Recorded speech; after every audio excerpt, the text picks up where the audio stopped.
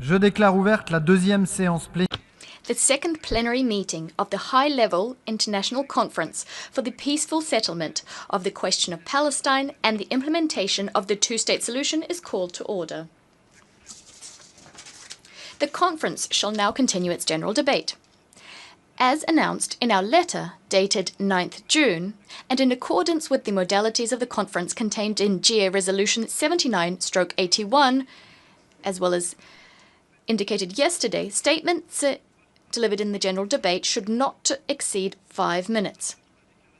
Speakers with longer statements are encouraged to read an abridged version of their text and then to submit the full length of their statement to estatements@un.org to be posted on the Journal of the United Nations.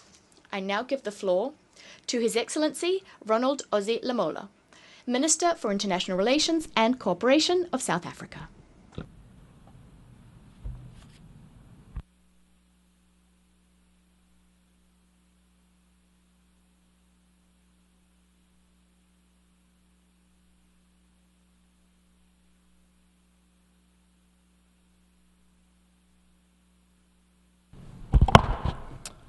Co-chairs, South Africa welcomes this crucial discussion on the peaceful settlement of the question of Palestine and the implementation of the two-state solution.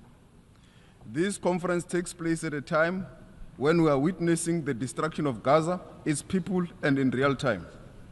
In a brazen and wanton act of genocide in full view of the world, South Africa continues to condemn the horrific events of October 7th, where innocent Israeli citizens were killed.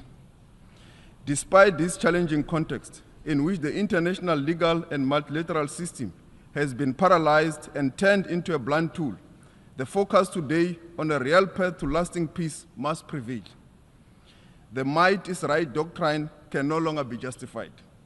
It has led to perpetual insecurity, and it justifies an attempt to eradicate the Palestinian people through killing and starvation.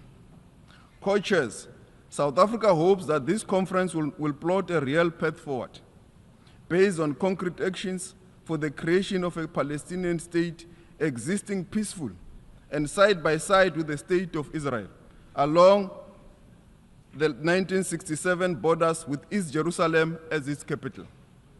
Resolution 181, adopted by the General Assembly in 1947, provided for the creation of two states, at a time when South Africa and many other developing countries were under the yoke of colonialism.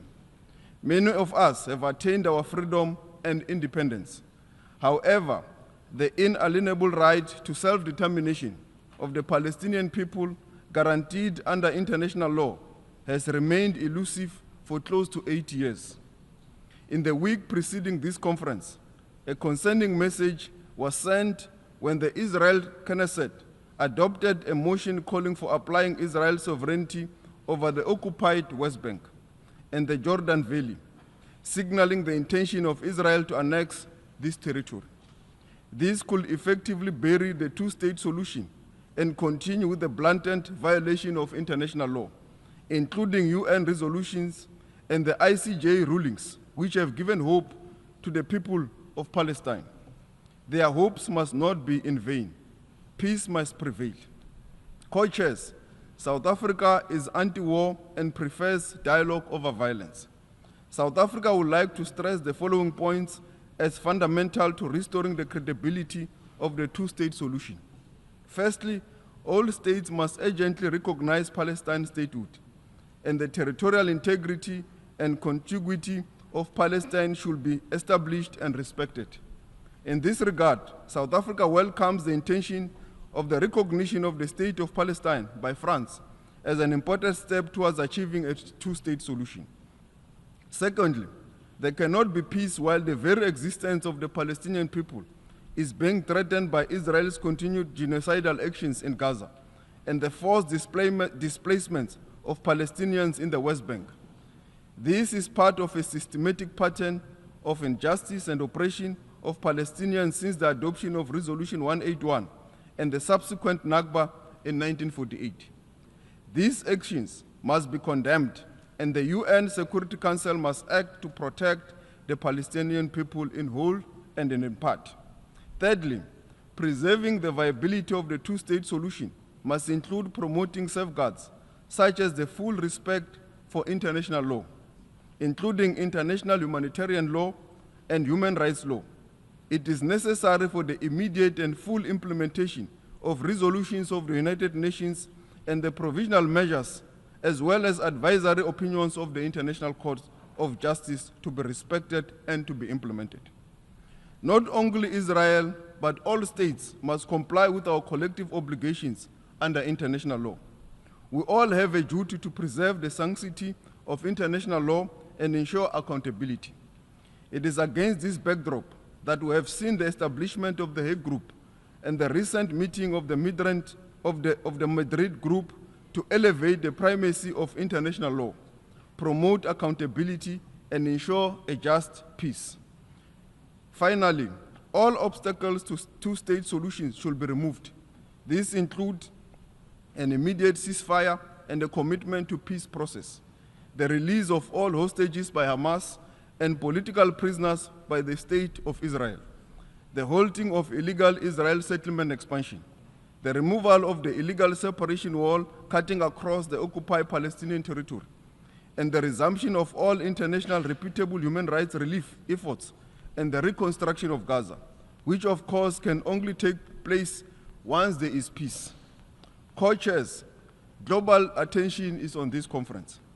There is an expectation that we will deliver an effective response to the destruction of an entire population and a peaceful path for preserving the prospect of a viable Palestinian state, existing side by side with the State of Israel in peace and security. This expectation should not be misplaced and could not be higher. 8 years since the founding of the United Nations, this is a matter that has plagued our collective conscience. The solution lies with a tangible recommitment from all of us to the values that must bind us. Peace must reverberate in the Gaza Strip, in the West Bank, and in the whole of the Palestinian territory. And this is in our hands. I thank you.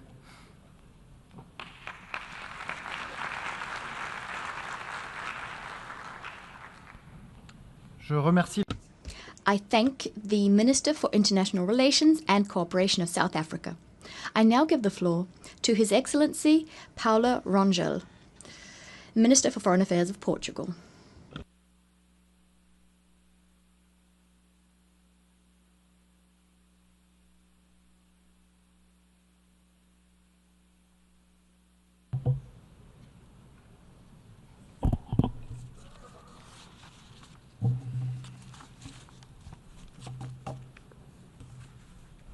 Son Excellence, les Affaires étrangères. Your Excellency, Minister of Foreign Affairs of France. Prince Faisal, Foreign Minister of Saudi Arabia. Excellencies, ladies and gentlemen. Before any other statement or remark, let me be loud and clear. The war must end. The humanitarian crisis and starvation must end. This cycle of violence and destruction must stop. This cycle of violence, initiated with the barbaric attacks of October 7th and the capture of hostages, has led to the killing of thousands of civilians, women and children, and to the brutal destruction of almost all of Gaza's basic infrastructure. We face one of the most horrific sequences of violence between Palestinians and Israelis in their long and difficult history. Portugal understands the suffering of Israeli people. Portugal understands the suffering of Palestinian people. Peace and stability in the Middle East will remain elusive as long as Palestinians are denied their fundamental right to a viable sovereign state and Israel is threatened. For that to happen, the war in Gaza must come to an immediate end, and the massive delivery of humanitarian aid must resume immediately. There is no justification for starvation and for the inhumane killing of civilians, including children, seeking to meet their most basic needs. Freedom of movement of Palestinians in and throughout Gaza must be wholly restored, and the forced displacement of the Palestinian population is simply unacceptable. The destruction of Palestinian homes and properties in the West Bank, including East Jerusalem, must come to a full halt. Likewise, settlement building in occupied land has to end, and settler violence against Palestinians has to be stopped. All hostages in Gaza must be released immediately and without any condition. The horror of the October the 7th attacks cannot be forgotten. Terrorism can never be justified. Excellencies, we thank the co-organizers, Saudi Arabia and France, for this very timely high-level ministerial meeting. Portugal reaffirms its unwavering commitment to the two-state solution. We have for the last 50 years consistently voted in favor of all resolutions pertaining to the Israeli-Palestinian conflict. We maintain our political and our financial support to UNRWA. We reiterate our full support for the Palestinian Authority, for its empowerment and its capacitation. Only the Palestinian Authority grants the effective implementation of the two-state solution.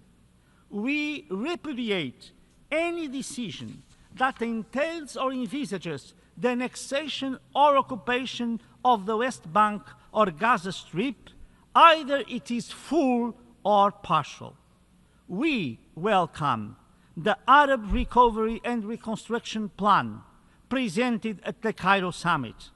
We welcome the willingness of so many Arab countries to recognize Israel and to normalize relations with Israel upon the condition of the acceptance of two-state solution. We welcome the effective and unprecedented commitment by the Palestinian Authority to some essential conditions that are key to enable the two-state solution and to the recognition of Palestine. First, condemnation of terrorist acts by Hamas and call for its complete disarmament.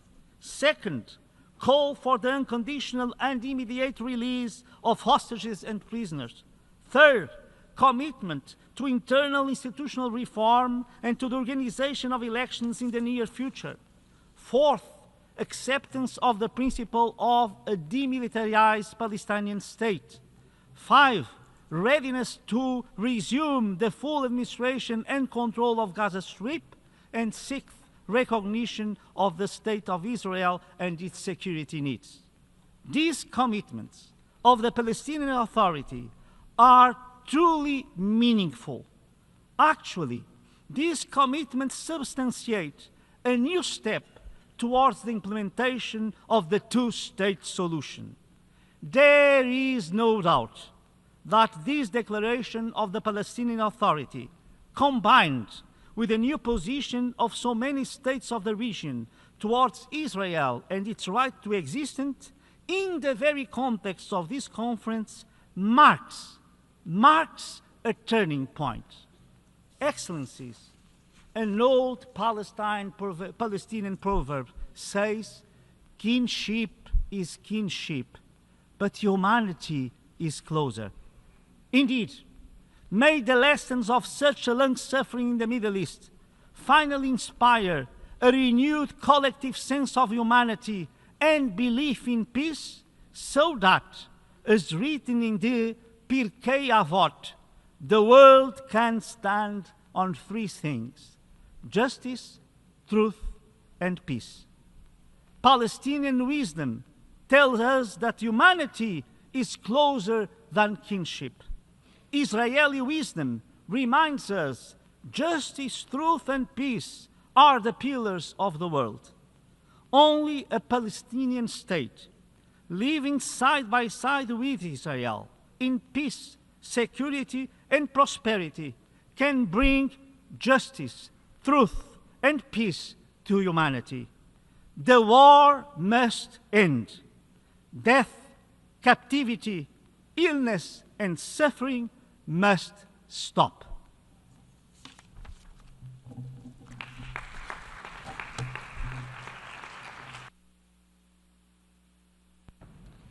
Je remercie le ministre. I thank the Minister for Foreign Affairs of Portugal. I now give the floor to Her Excellency Rosa Yolanda Villavicencio, Acting Minister for Foreign Affairs of Colombia.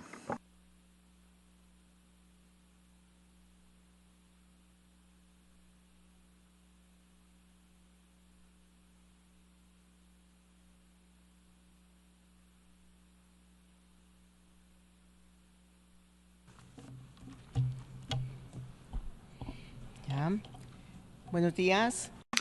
Good morning, distinguished co-chairs, distinguished delegates, excellencies.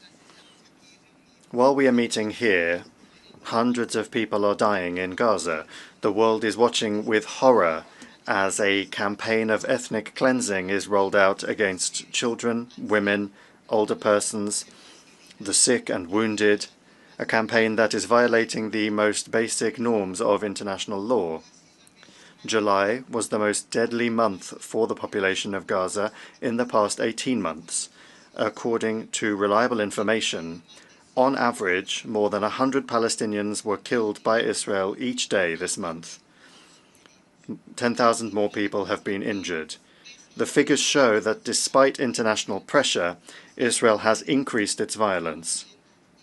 We are seeing indicators similar to those from February 2024. Enough is enough. The Gaza Strip is cut off from communications. There is no food nor drinking water, no medical care. Children are not going to school. Vaccination has been paralyzed, and the entry of humanitarian assistance has been blocked. Hunger has been added to Israel's arsenal of war, and now the population of Gaza is also dying of starvation. Enough is enough.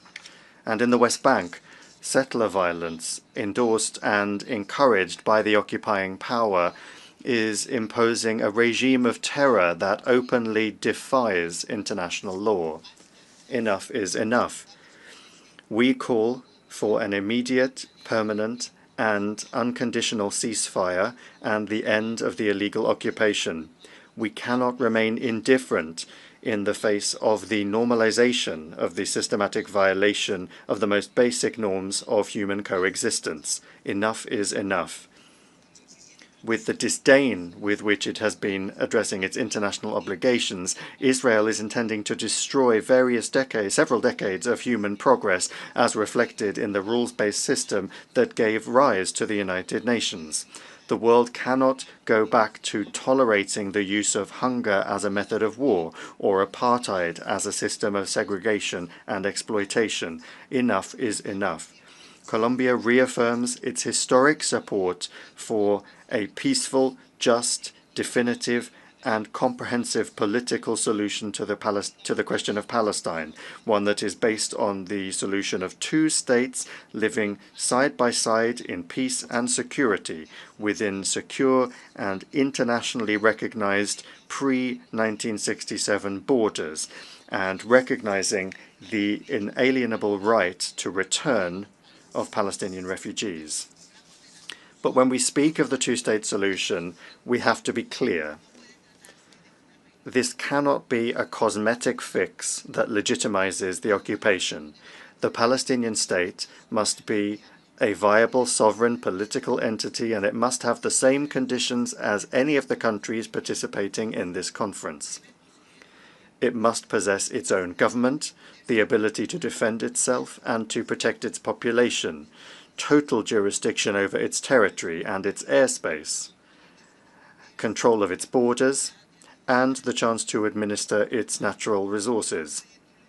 We cannot tolerate conditions being attached to the full exercise of the right to self-determination of the Palestinians. The Palestinian state has declared itself to be peace-loving, and therefore it should be admitted as a full member of this organization without further delay. In the meantime, it is the obligation of all states to take measures to counter this humanitarian catastrophe. Now is not the time for more speeches. Enough is enough. Colombia has shown that it believes in facts and not in words. We broke off diplomatic relations with the genocidal government in Tel Aviv, and we decided to stop selling it our coal. We are participating as an interested third party in the genocide case brought by South Africa at the International Court of Justice. And we've contributed to the proceedings on Israeli leaders currently underway at the International Criminal Court. Together with South Africa, we created the Hague Group, which is a platform for action and the pursuit of justice. We urge all countries to join these initiatives and to adopt similar measures. We hope that this conference will serve to galvanize the necessary international support that will allow for a definitive political solution to the question of Palestine, one that is based on the right of both states to self-determination and to live in peace. Thank you.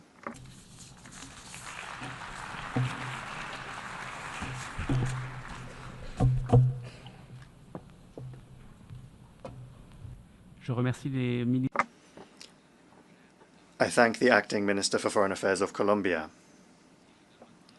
I give the floor to His Excellency Luca Beccari, Minister for Foreign Affairs, Political Affairs, International Economic Cooperation and Digital Transition of San Marino.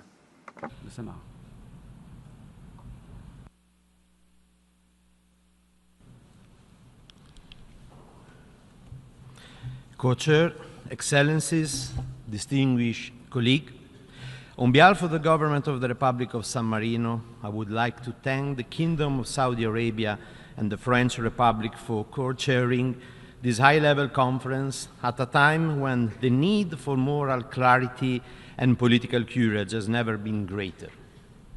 San Marino condemned unequivocally the attack of the 7th October, which caused tragic loss of innocent life. At the same time, we cannot remain silent in the face of a disproportionate military response that has followed, marked by widespread destruction, civilian suffering, and severe humanitarian consequences, including the lack of access of food, clean water, and essential supply, raising the alarming risk of famine. This constitutes a grave violation of international law and international humanitarian law. It is incumbent on both parties to strictly respect these fundamental norms, protect civilians, and preserve the possibility of a just and lasting peace. We come together not only as representatives of our government, but as human beings. The Secretary General of the United Nations recently spoke of a collective moral failure in the face of the catastrophe unfolding in Gaza. This word must resonate with us. More than 50,000 lives lost, including thousands of children. A society torn apart. A people deprived of dignity, security, and hope. The tragic death of UN and UNRWA staff members, humanitarian workers, and journalists must not be tolerated.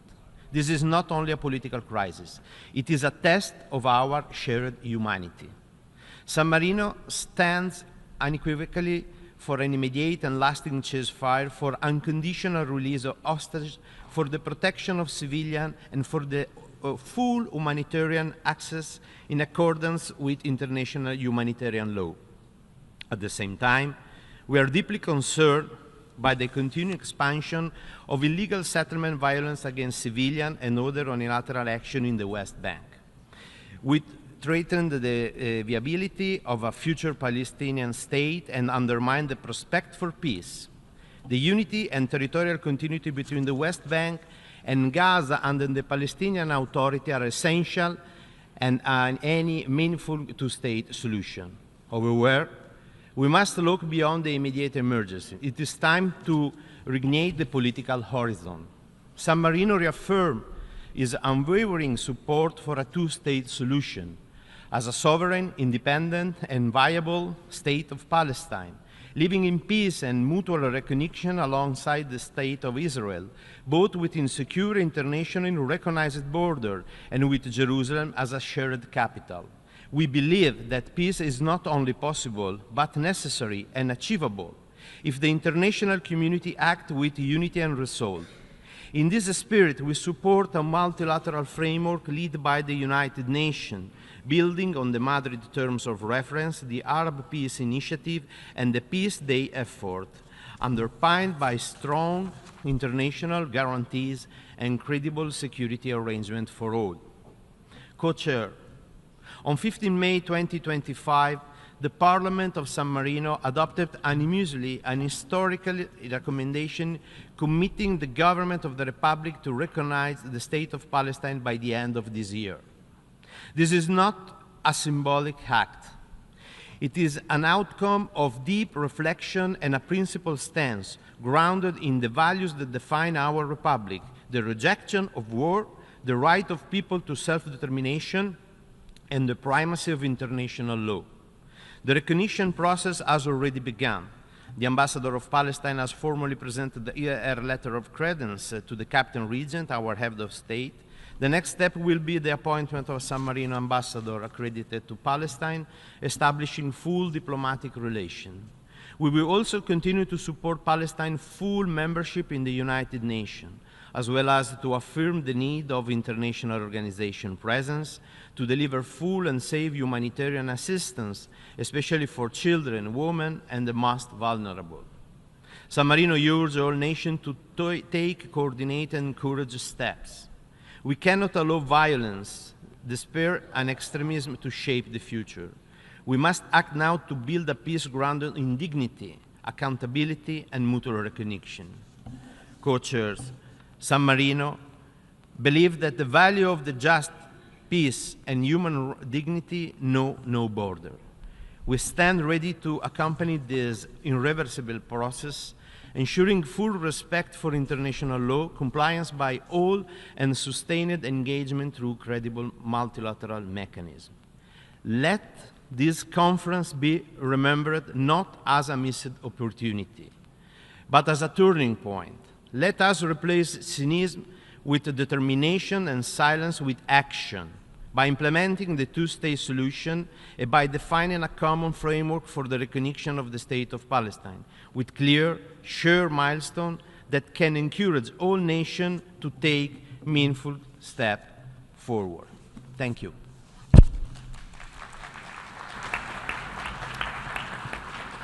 Je remercie le ministre.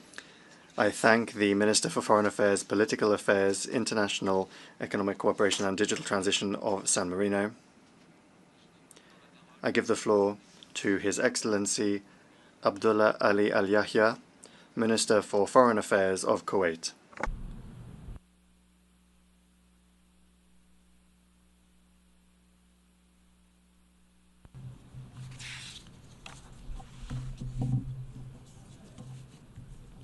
Bismillah ar-Rahman. In the name of God, most compassionate, most merciful.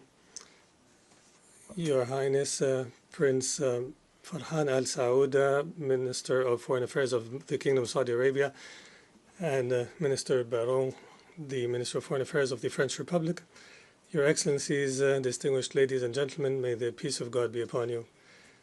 At the outset, I would like to extend my sincere thanks and appreciation to the Kingdom of Saudi Arabia and to the French Republic for convening this important conference. I would also like to thank the Presidency of the General Assembly and His Excellency the Secretary General for their great efforts to guarantee the organization and preparation of this conference. We meet today while exceptional and tragic circumstances continue to unfold in the Palestinian territory, especially the Gaza Strip. Gaza is being subjected to unprecedented Israeli military aggression, which has claimed dozens of thousands of martyrs, most of whom are women and children, and extensive destruction of infrastructures, hospitals, schools, water and electricity facilities, and even shelters.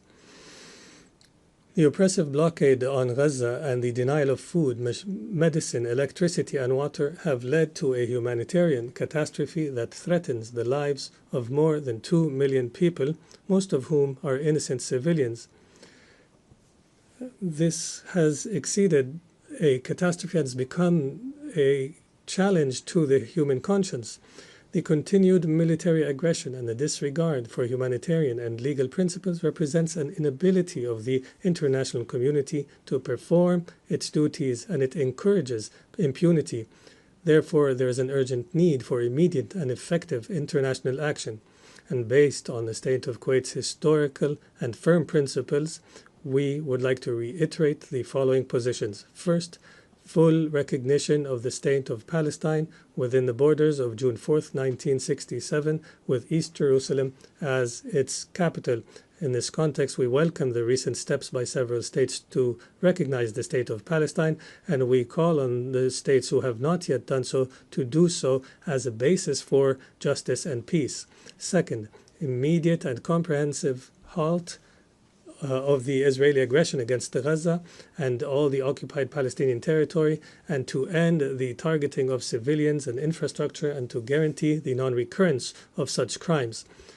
Third, the permanent and unconditional opening of all crossings to guarantee the flow of humanitarian and medical aid, and enabling relief operations to reach the persons in need without difficulty. Fourth, we reject all forms of forced displacement aimed at changing the demographic reality in the Palestinian territory, and we affirm the right of Palestinian refugees to return home in accordance with UN Resolution 194.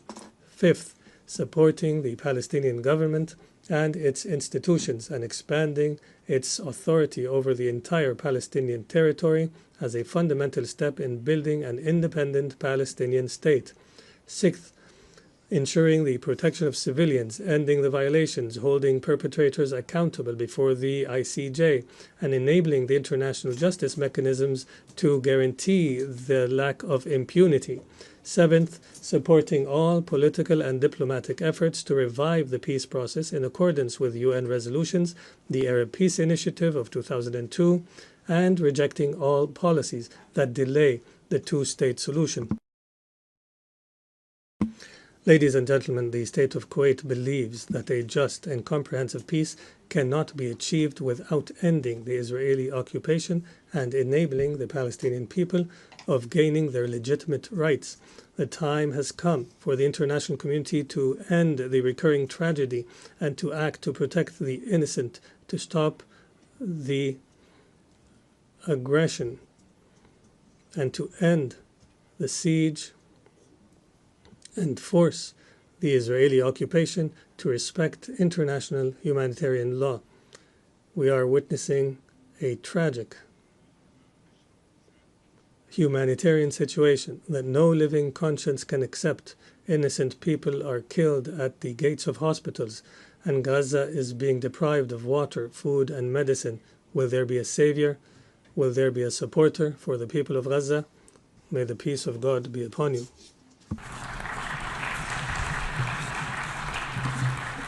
Je remercie le ministre. I thank the Minister for Foreign Affairs of Kuwait.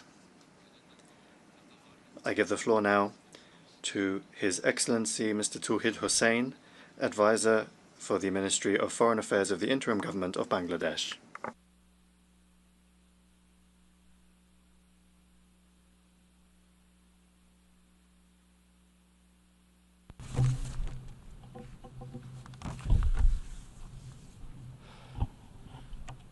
Co-chairs, Excellencies, distinguished delegates.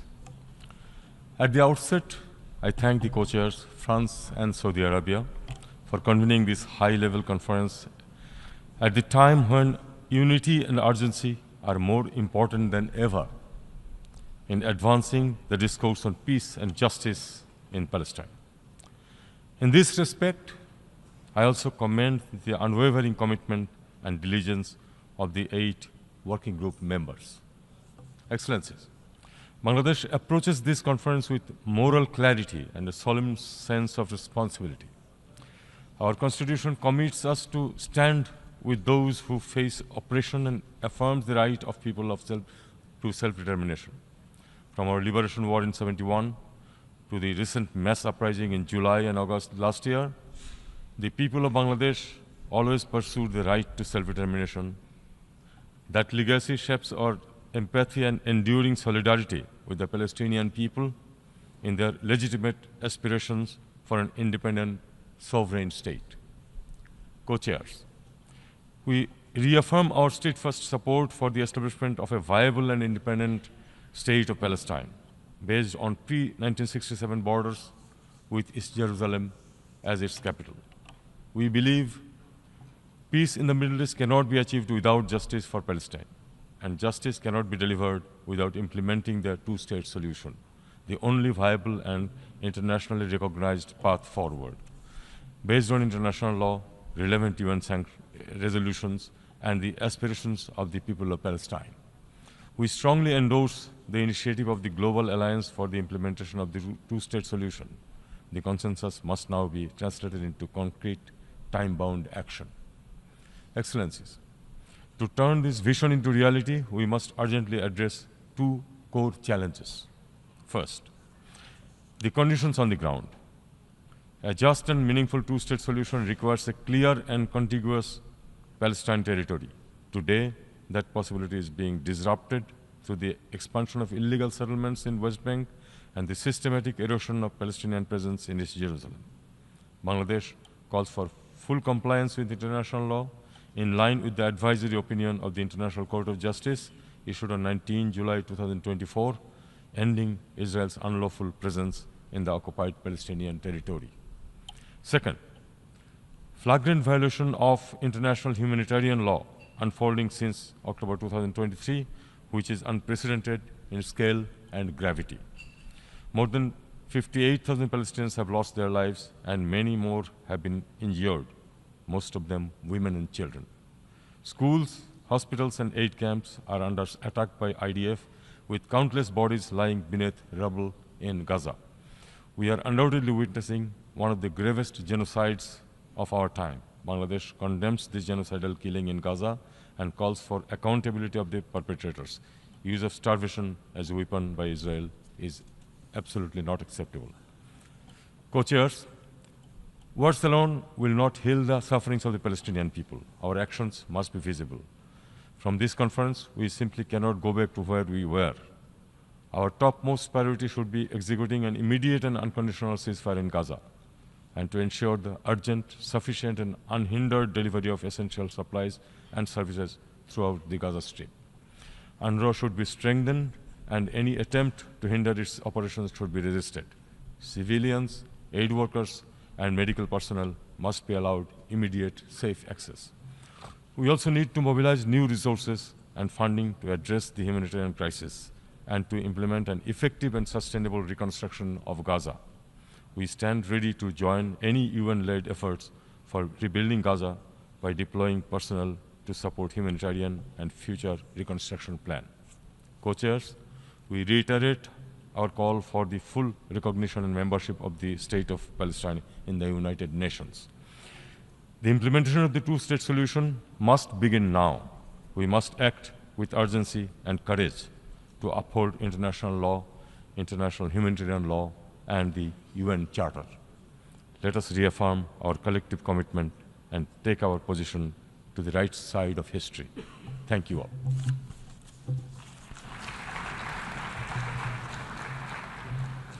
Je remercie le I thank the advisor for the Ministry of Foreign Affairs of the Interim Government of Bangladesh. I now give the floor to Her Excellency Ima Faus, Minister for Foreign Affairs of Andorra.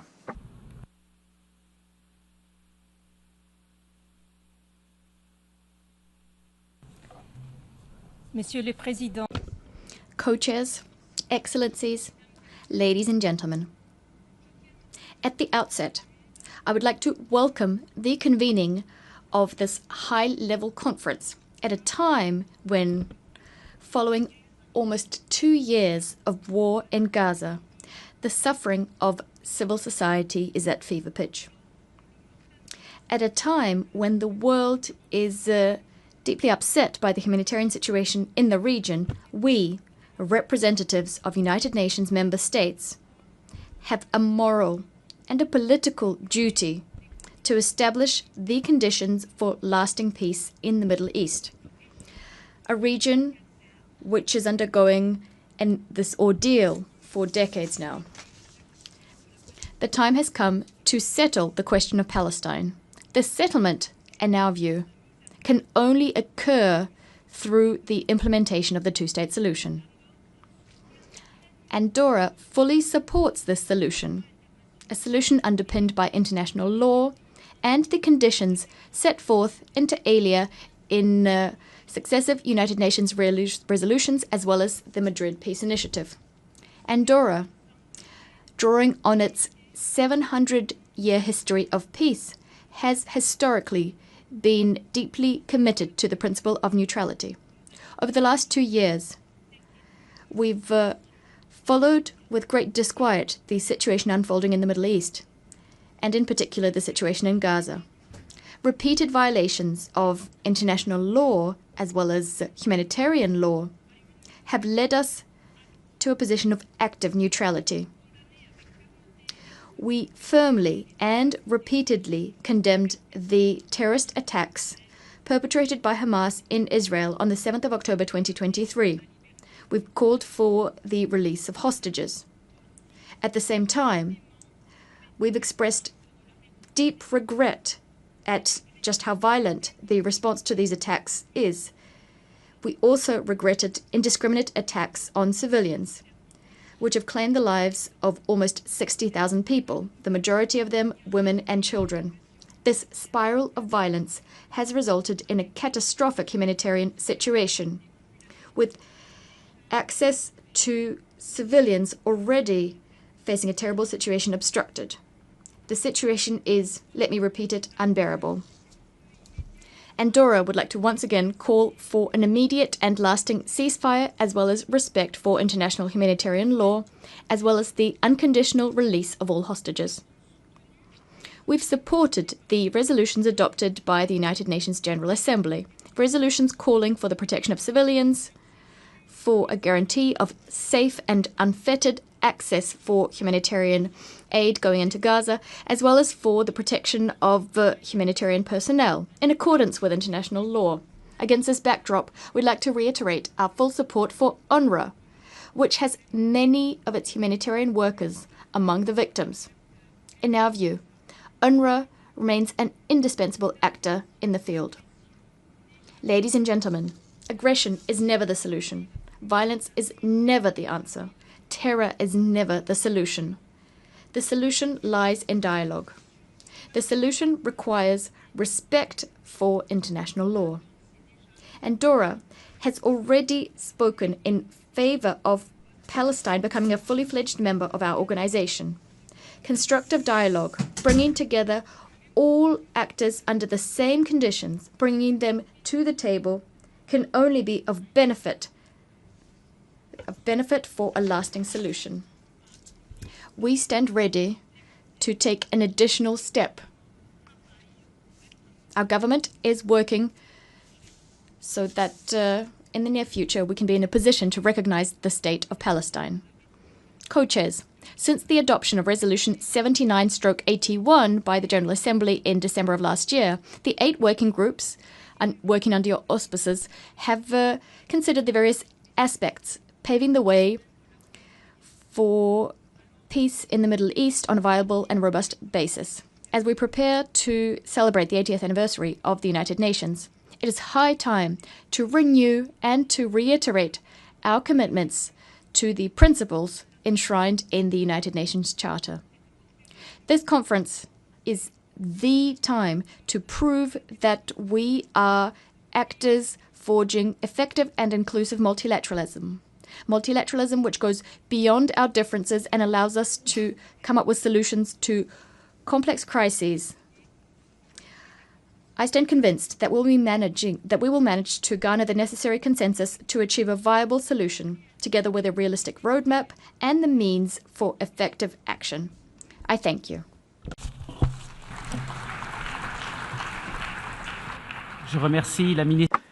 I thank the Minister for Foreign Affairs of Andorra. I now give the floor to Her Excellency Torgerdur Katrín Gunnarsdóttir, Minister for Foreign Affairs of Iceland. Distinguished co-chairs, dear colleagues, Iceland recognized the independence and sovereignty of the State of Palestine in 2011, being one of the first in Western Europe to do so. Our position then and now is firmly founded in our belief in equal rights of both peoples to self-determination, Israelis and Palestinians, and the conviction that it is the only way forward to build lasting peace and stability in the region. We applaud, of course, France for announcing that they now intend to take the same step here in New York in September, and we encourage others to do the same. There are those who claim that recognition of Palestine is and would be a reward to terrorist groups that oppose peace. I say, however, that recognition is not a gift. It is a rightful affirmation of statehood necessary to enable meaningful negotiation between equals and to give effect to inalienable right of all peoples to self-determination.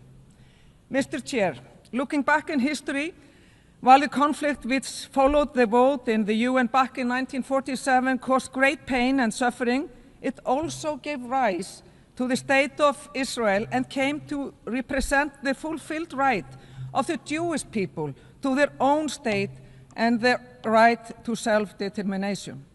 Incidentally, it fell to Iceland's first permanent representative to the United Nations, Mr. Thor Thors, to present the draft resolution on recommending the two states, one Jewish and one Arab, before the General Assembly. What has, however, been tragically unfulfilled ever since is the other half of the equation, an independent Arab state in Palestine, realizing the right of Palestinians to self-determination. Regrettably, the prospects to two states living side by side in peace and prosperity have diminished over the past decade, especially in the last 20 months, and there are those who want to take it off the table altogether. This distinguished audience cannot stand. As we gather here this week in New York, surely everyone present, as well as those absent, must realize that the situation in Gaza and in the West Bank has long since become unbearable, absolutely unbearable.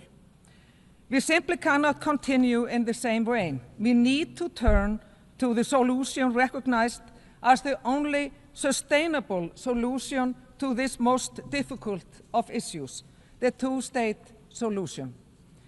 We must reaffirm that the people of Israel have the right to live in peace and security, free from terrorism, incitement, and free from hate.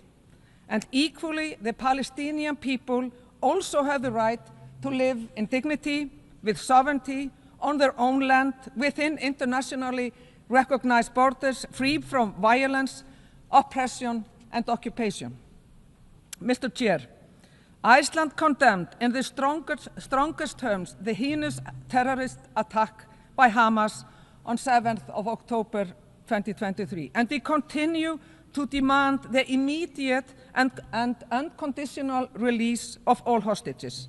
We furthermore agree with President Abbas's important statement in June that Hamas can have no role in the future governance of Gaza or other parts of Palestine. At the same time, we protest unequivocally the unacceptable civilian death toll in Israel's ongoing military campaign in Gaza, the destruction of civilian infrastructure, as well as the prolonged restriction on humanitarian access to Gaza. Israel's military campaign in Gaza is simply an affront to the concept of international law. We also condemn settler violence against Palestinians in the West Bank and reject outright the expansion by Israel of its illegal settlements in the West Bank. This is an obvious and blatant annexation designed to obstruct the realization of the two-state solution and contradicts international law. The advisory opinion of the International Court of Justice has given us a very clear compass. No state may recognize changes imposed by force or through occupation, including in East Jerusalem, except through mutual agreement. Co-chairs, the future state of Palestine must be built on the foundations of democracy, human rights, and the rule of law. Political and institutional reform may be necessary, but with support from the international community, the state of Palestine can well succeed based on the foundation already erected by the Palestinian Authority and by international partners such as UNRWA. To reconfirm Iceland's continued engagement and support, I'm looking forward to signing a memorandum of understanding with Palestine, which enshrines Iceland's intention to support Palestinians and the strengthening of the Palestinian institutions. And in conclusion, to all the people, the innocent children, women, disabled people, older people, men and families, we say, we see your suffering in this horrific situation. We see your resilience and your right to peace. And to the rest of the world, we say, the time for action is now. Not after more lives are lost, not after more walls go up. The time is right now. Thank you. I thank the Minister for Foreign Affairs of Iceland. I now give the floor to His Excellency Alberto van Claveren, Minister for Foreign Affairs of Chile.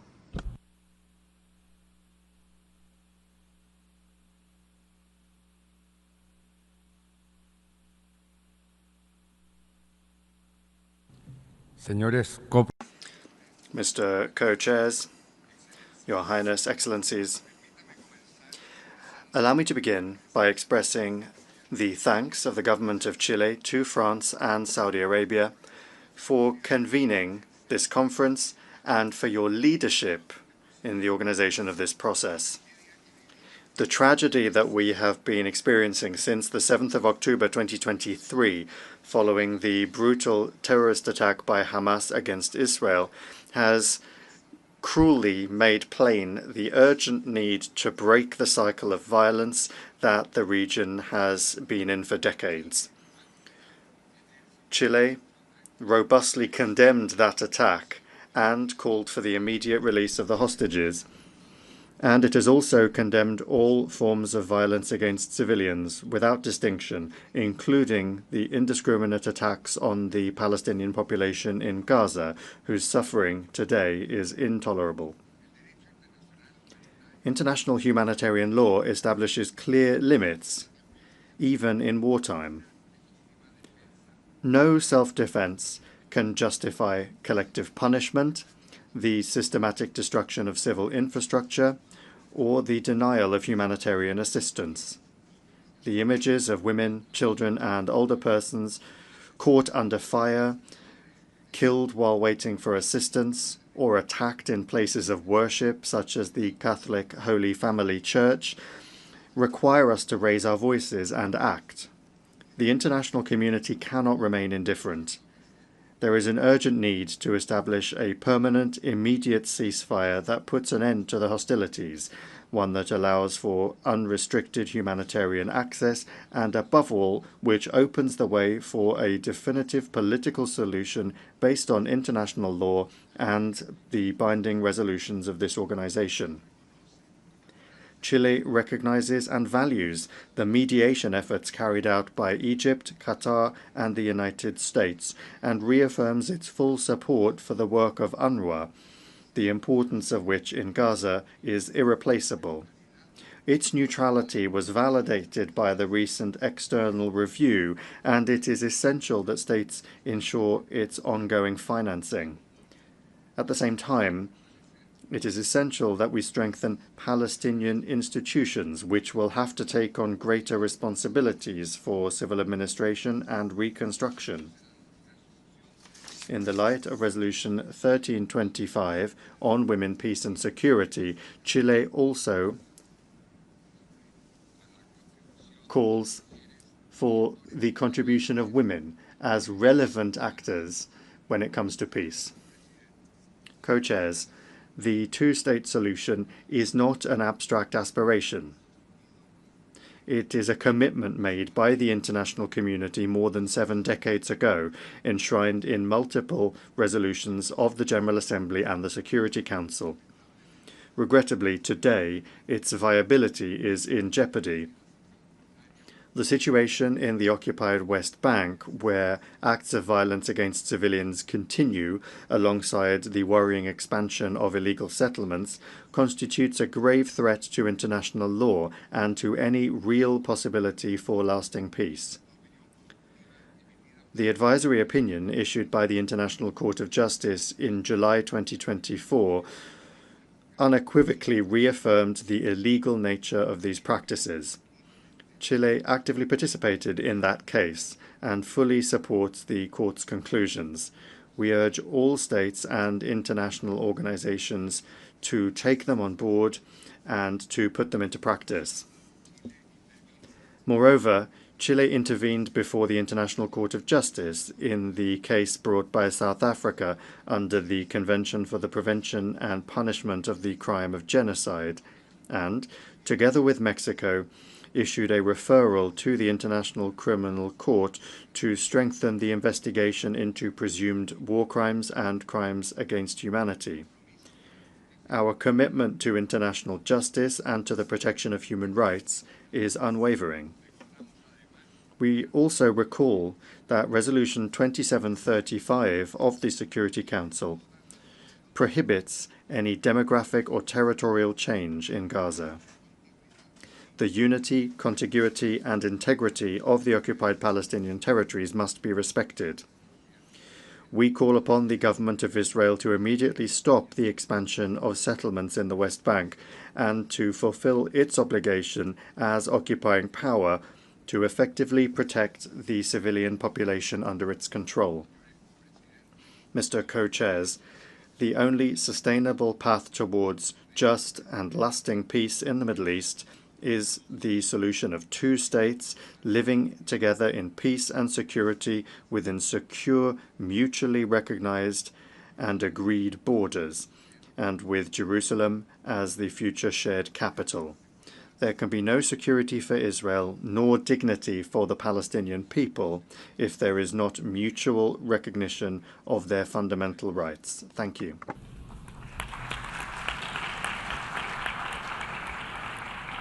Je remercie le ministre. I thank the Minister for Foreign Affairs of Chile. I now give the floor to His Excellency Shaya Mohsin Zindani, Minister for Foreign Affairs and Expatriate Affairs of Yemen.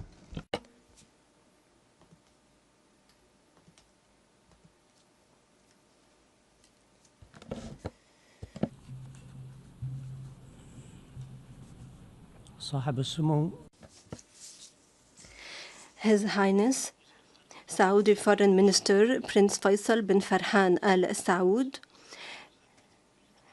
His Excellency French Foreign Minister Jean-Noël Barrot of France, Highnesses, Excellencies, ladies and gentlemen. At the outset, please allow me to extend my appreciation to the Kingdom of Saudi Arabia and the Republic of France for organizing this high-level international conference on the peaceful settlement of the question of Palestine and the implementation of the two-state solution. This reflects their keenness to support efforts to achieve just and lasting peace in the region and promote regional and international peace and security. The conference is an important step and a historic moment to revive the political process, promote the effective implementation of the two-state solution, and bring the Israeli occupation to an end, thus achieving the aspirations of the brotherly Palestinian people to exercise their inalienable legitimate rights and establish their independent sovereign state along the 4 June 1967 borders with East Jerusalem as its capital. The Republic of Yemen underscores the importance of a credible, serious, time-bound, internationally brokered political process to advance the implementation of the two-state solution and end the occupation in accordance with UN resolutions and the Arab Peace Initiative. We hope that this conference, given its practical nature, will lead to tangible and realistic results that will achieve peace, enforce the two-state solution, and guarantee the legitimate rights of the Palestinian people. This can be done by promoting the international recognition of the State of Palestine. We welcome France's announcement that it will recognize the State of Palestine. We call on other countries to recognize the State of Palestine if they have not yet done so. We thank those countries that have already done so. The State of Palestine must be admitted as a fully fledged member of the UN. All unilateral measures must come to an end, including the illegal settlement policy by Israel as the occupying power in the West Bank. Annexation, home demolitions, and displacement must stop because they undermine the prospects of a peaceful settlement and of a just and lasting peace. They also erode the two-state solution. Financial and political support must be provided to the Palestinian government, and efforts to unify Palestinian institutions in the West Bank and Gaza Strip under one national authority must be supported. The Arab Islamic Plan for early recovery of Gaza must be supported. The plan was put forward by Egypt in coordination with the State of Palestine and was endorsed by the League of Arab States and the OIC. UNRWA must be supported so that it can carry out its irreplaceable humanitarian mandate of providing assistance to the Palestinians, thus averting catastrophic humanitarian consequences. The humanitarian situation in Gaza has reached unprecedented catastrophic levels, with the total collapse of infrastructure and health system, with power outages and water shortage. Schools are destroyed, and starvation is instrumentalized as a weapon of war, jeopardizing the lives of millions. The blockade is a collective punishment and a flagrant violation of international law and IHL. We call for an immediate and lasting ceasefire, for the entry of humanitarian assistance, for the lifting of siege. International protection must be accorded to the Palestinian people. The ongoing Israeli aggression and the flagrant violations against the Palestinians in the West Bank must also come to an end. Thank you for your kind attention. Je remercie le ministre. I thank the Minister for Foreign Affairs and Expatriate Affairs of Yemen. I now give the floor to His Excellency Abdulatif bin Rashid Al Zayani, Minister for Foreign Affairs of Bahrain.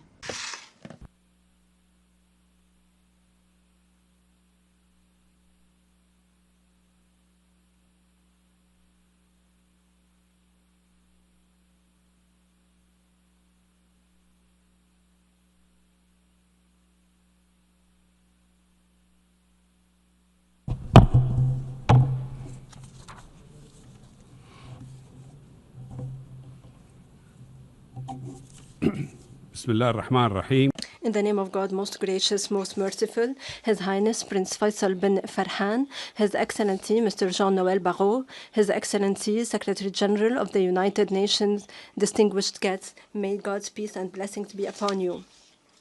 I extend my sincere thanks and gratitude to the sisterly Kingdom of Saudi Arabia and the friendly Republic of France for their efforts in organizing this international conference.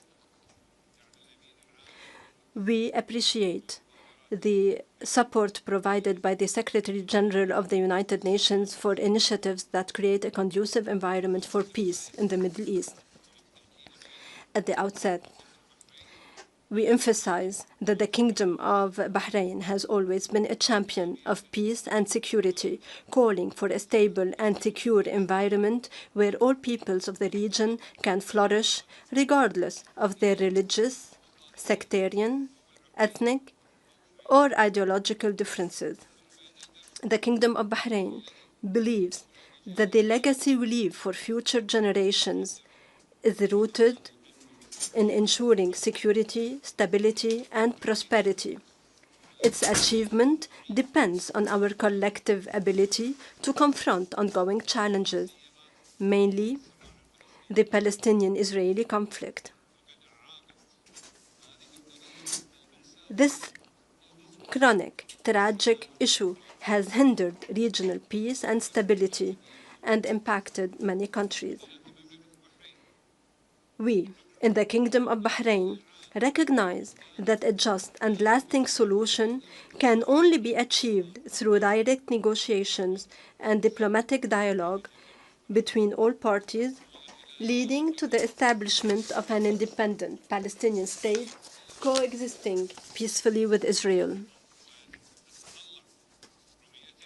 Our vision envisions normal relations between the Israeli and Palestinian peoples and all countries of the region.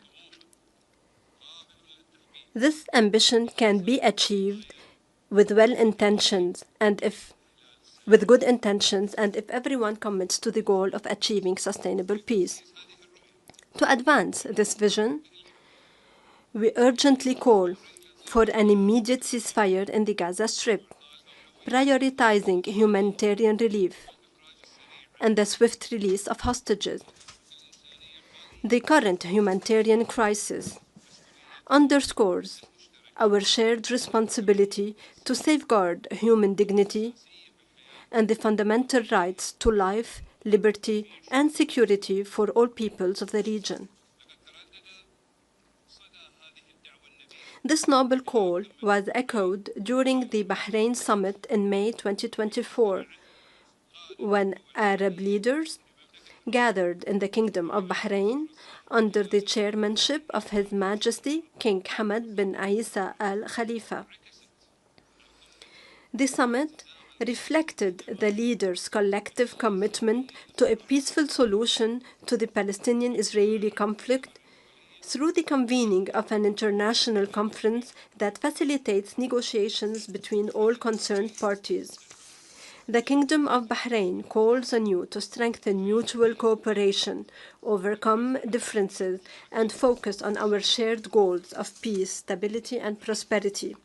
Together, we can build a future that respects the rights and aspirations of both Israelis and Palestinians, and promotes the spirit of cooperation and coexistence for all peoples of the region and throughout the world. Thank you for your kind attention. May God's peace, mercy, and blessings be upon you. Je remercie. I thank His Excellency the Minister for Foreign Affairs of Bahrain, and I now give the floor to His Excellency Abdul Qadir Hussein Omar, Minister for Foreign Affairs and International Cooperation of Djibouti.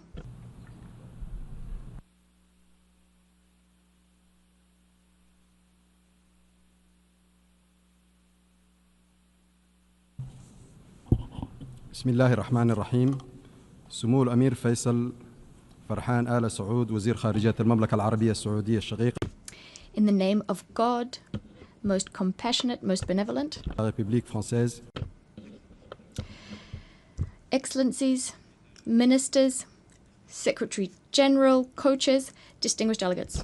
À l'entame de mes propos, at the outset, on behalf of the Republic of Djibouti, we would like to extend our heartfelt congratulations to the French Republic and to the Kingdom of Saudi Arabia. Congratulations for convening this high-level international conference for the peaceful settlement of the question of Palestine and the effective implementation of the two-state solution.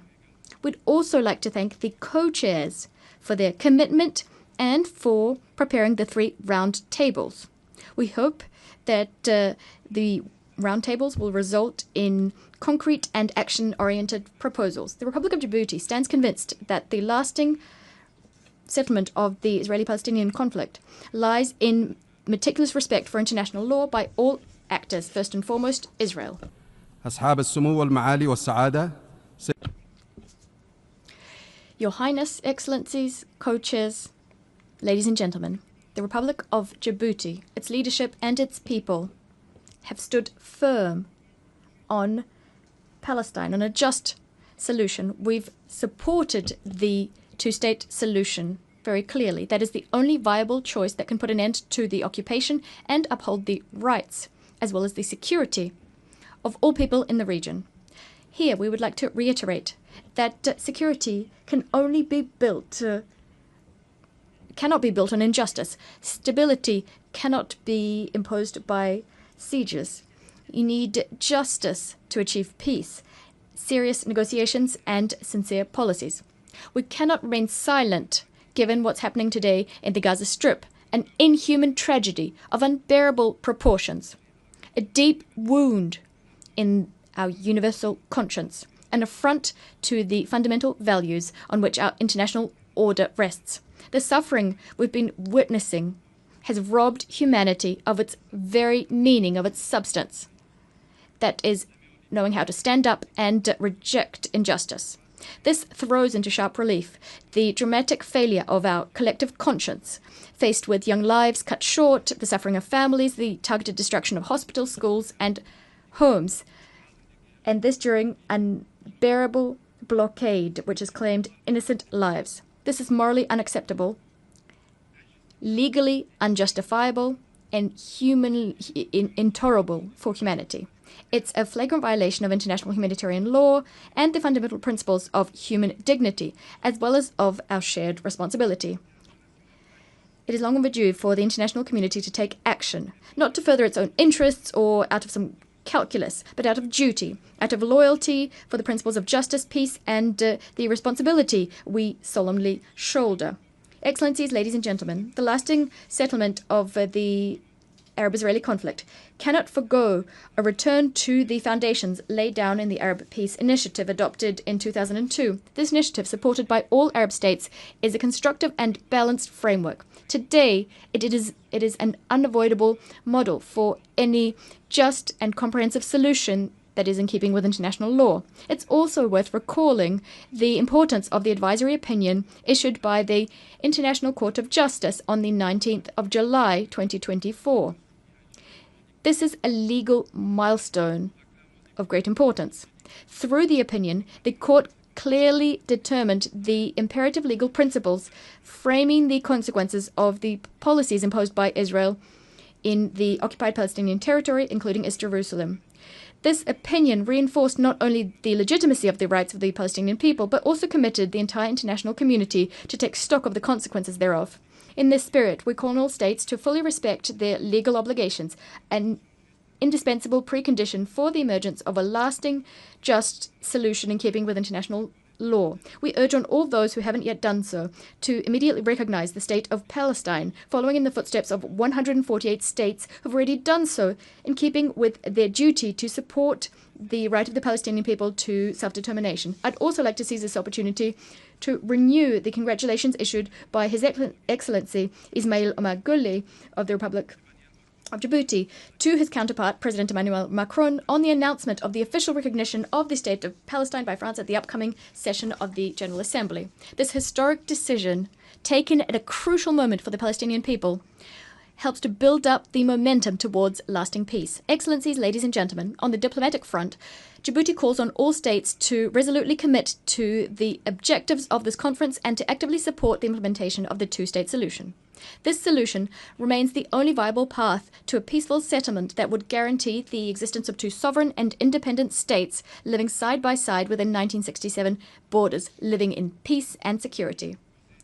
We must dare to change history. Yes, we can meet the aspirations of the Palestinian people, recognizing their legitimate aspiration to live in their own state, on their own territory. I thank you. Je remercie le ministre. I thank the Minister for Foreign Affairs and International Cooperation of Djibouti. I now give the floor to Her Excellency Selinda Sosa Lunda, Minister for Foreign Affairs of the Plurinational State of Bolivia.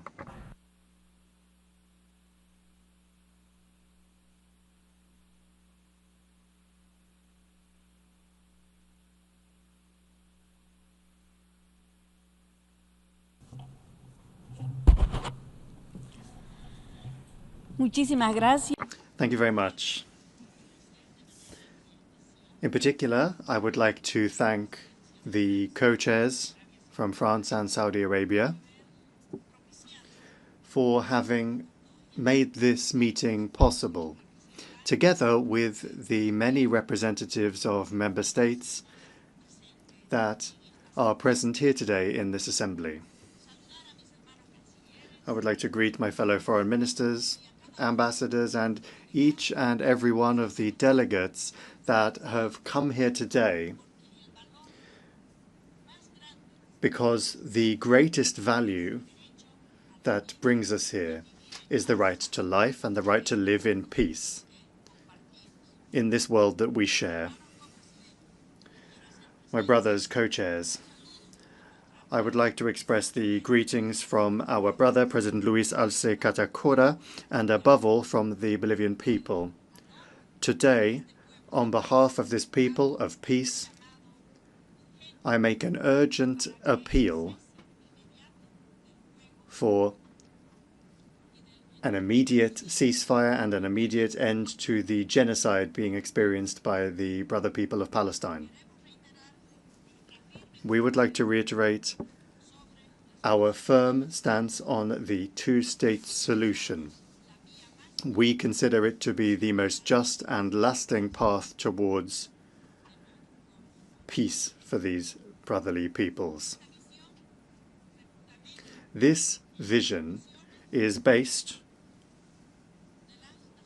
on the resolutions of the United Nations, and in that regard, it is based on the common sense of justice that should be applied as soon as possible, so as to put an end to so much unnecessary suffering by the brotherly people of Palestine. However, Israel is turning a deaf ear to the international outrage and continues to expand its settlements on Palestinian-occupied territories. It continues to demolish homes, health centers, schools, and above all, continues to displace entire families, blocking access to food, water, bread, all sorts of humanitarian assistance. Great efforts are being made to bring that humanitarian assistance in, but because of the blockade, it is not arriving. It is engaging in violence against civilians that is causing more and more pain and grief every day in Gaza. This impunity must not continue. These actions are a violation of international law, particularly of the Geneva Convention. My brothers, co-chairs, in the past few days, the situation has grown much more worrying. We see with outrage how Israel is using hunger now as a weapon of war, inflicting hunger on children, women, and older persons. As a mother, how much pain do I feel in my heart to see a child, to see a baby dying today due to a lack of milk, due to a lack of water. And that is something that we cannot turn a blind eye to and simply say here that nothing's happening. Gaza has become a land of walking corpses. Hundreds of people have been killed while they were on their way to find food and water.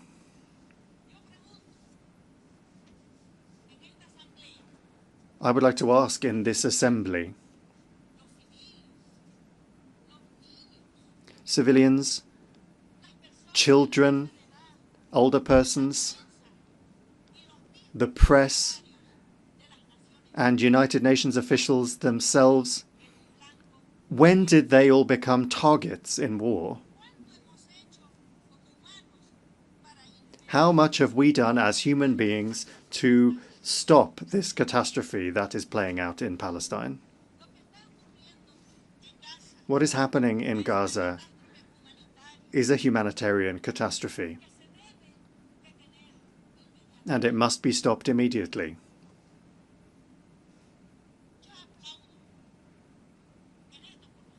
I take this opportunity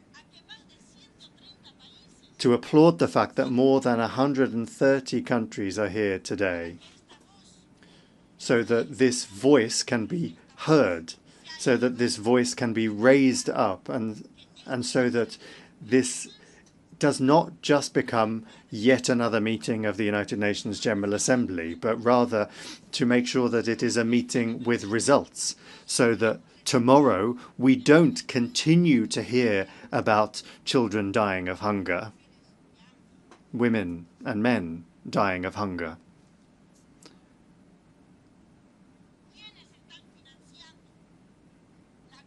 Those that are financing this war are complicit and guilty in these crimes that are taking place in Palestine, and that must be punished.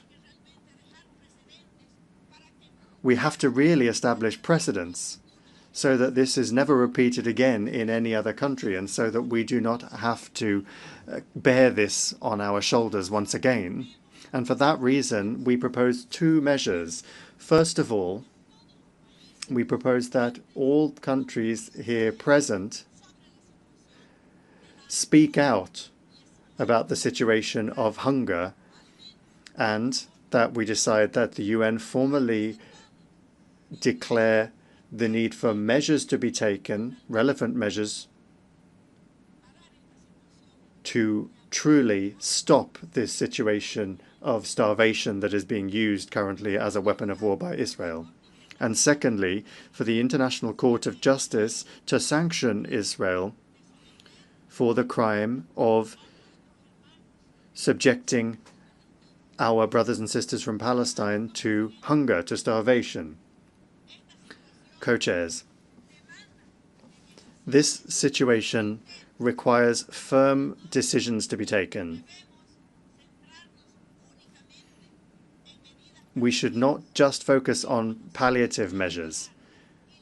The genocide has to be stopped, and the two-state solution has to be implemented. We have to ensure the fulfillment and the implementation of the resolutions that are issued at this UN General Assembly meeting. Bolivia urges countries to take on a more active role in the defense of the rights of the Palestinian people, and to promote effective multilateralism and pursue a peace that does not humiliate anyone and that recognizes everyone. And for that reason, I would like to congratulate the brotherly people of France for recognizing the state of Palestine. And that should serve as an example for many states, for us to recognize the existence of Palestine as a sovereign and free country. Because there can be no security without justice, there can be no peace without dignity, and there can be no solutions without mutual recognition and without recognizing the right of the other to exist. We reiterate firmly to the brotherly people of Palestine that that people has the right to self-determination, the right to live in liberty and in peace, without occupation and without fear, without the fear of being attacked, tortured, and the threat of death. Dialogue, respect, and legality should be the pillars, the fundamental pillars of the people of Palestine.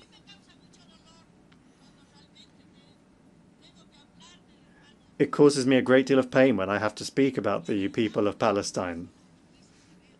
Those of us that are far away only see the stories in the news, but what is really being experienced by the brotherly people of Palestine is much more serious. But with firmness and the support of many countries, such as Germany, which is putting together an air bridge to ensure the arrival of food. That already constitutes recognition, and I would like to congratulate and thank many countries, really. Bolivia is a small country, but we have been firm from the outset, and we have made many efforts to ensure that humanitarian assistance reached Palestine. I would like you to help me in saying, long live free Palestine. Thank you very much. Je remercie la ministre des Affaires étrangères. I thank the Minister of Foreign Affairs of the plurinational state of Bolivia. I now give the floor to His Excellency Mr. Mohammed, Minister of Foreign Affairs and International Cooperation, responsible for the Arab world, the diaspora, Francophonie, and African integration of Comoros.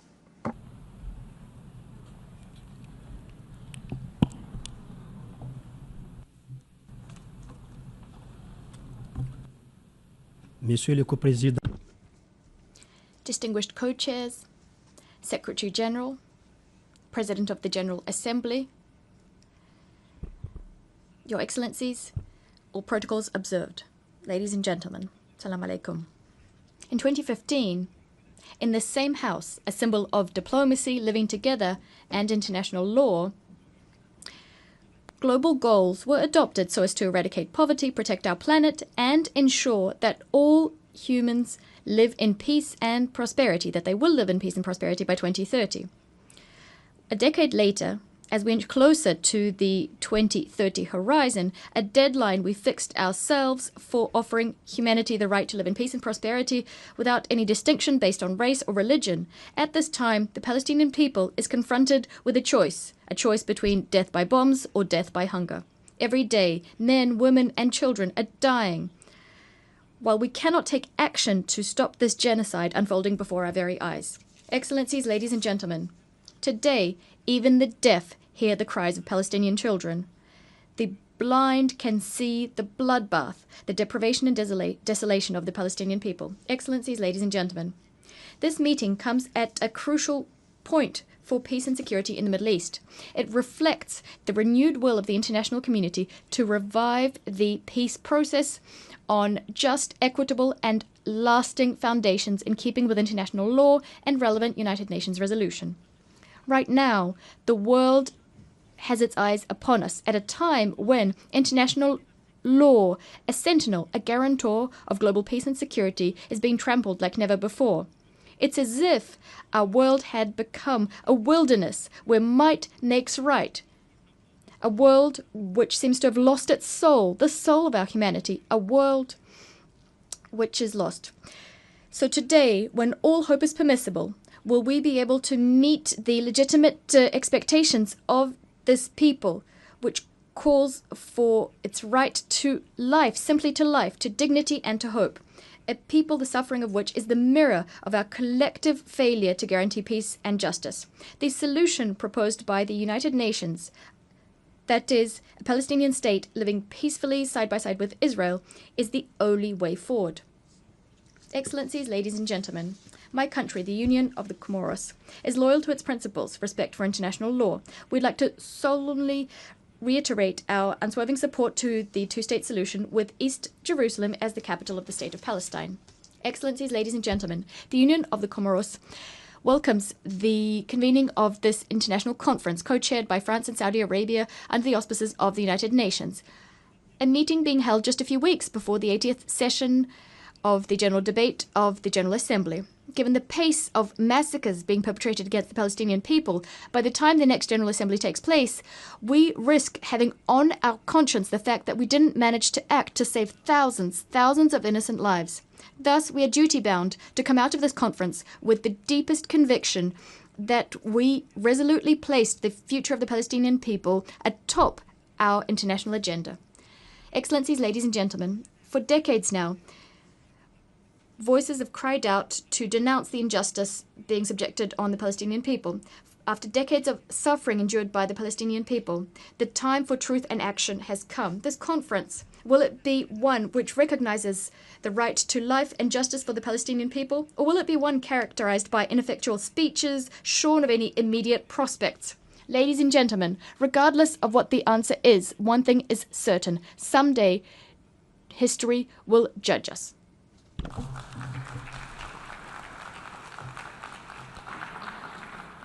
أشكر معالي وزير الخارجية والتعاون الدولي المسؤول عن العالم العربي والشتى. I thank the Minister of Foreign Affairs and International Cooperation, Francophonie, the Diaspora and African Integration, and on behalf of Saudi Arabia, France, and the chairs of the working groups of the conference, Brazil, Canada, Egypt, Indonesia, Ireland, Italy, Japan, the Hashemite Kingdom of Jordan, Mexico, the Kingdom of Norway, Qatar, Spain, Turkey,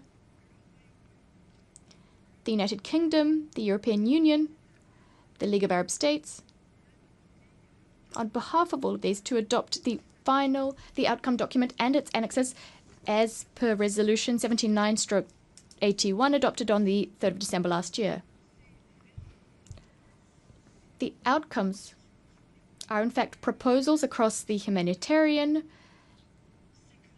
legal, security, and narratives pillar, so as to implement the two-state solution and guarantee peace and security for all. We call on you to support this document before the end of the 79th session of the General Assembly by contacting the missions of Saudi Arabia and France and New York. Congratulations.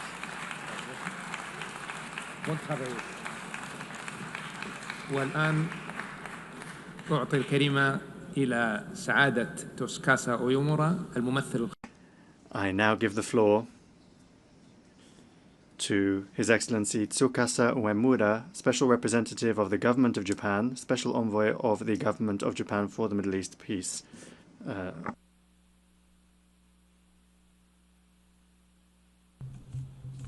Thank you, co-chairs.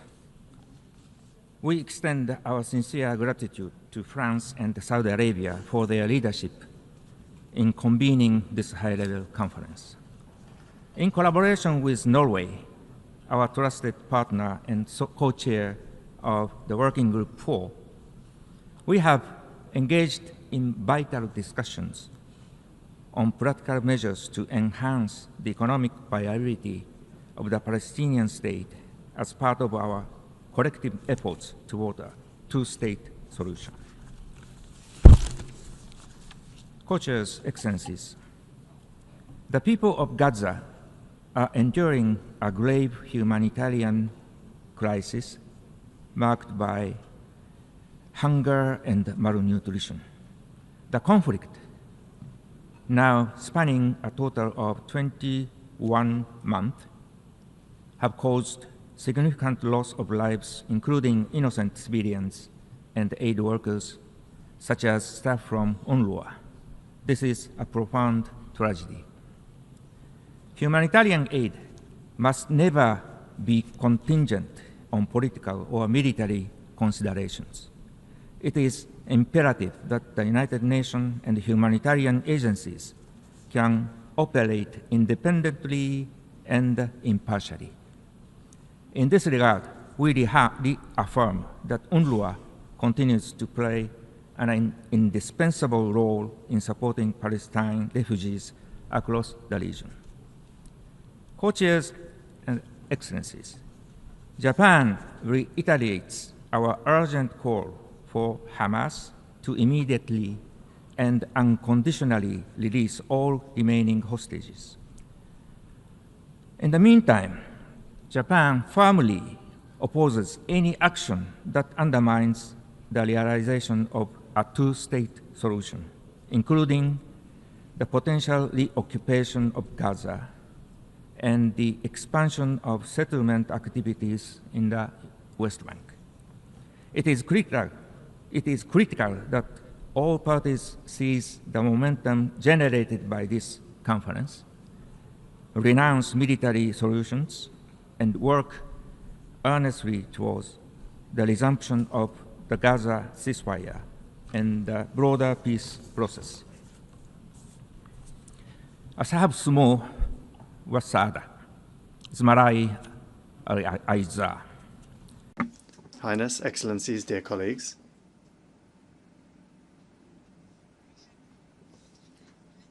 Japan fully recognizes the legitimate aspirations of the Palestinian people to create an independent state. Our position is constant. We support these efforts with all of the resources at our disposal. In this context, Japan has consistently supported the two-state solution.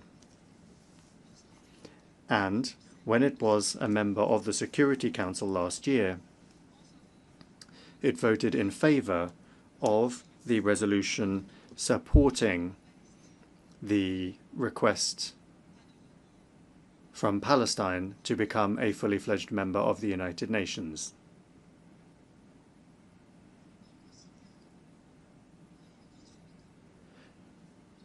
When considering the outcomes of this high-level conference, based on the principles of strengthening peace, we shall continue our comprehensive evaluation of the question of the recognition of the Palestinian state, notably the right time to do so. Thank you.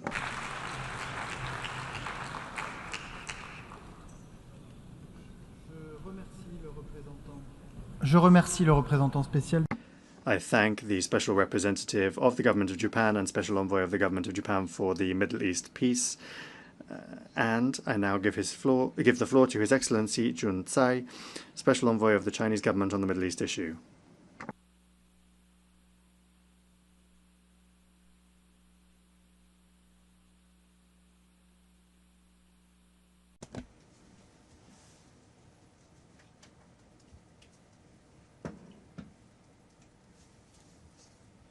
Co-chairs, colleagues.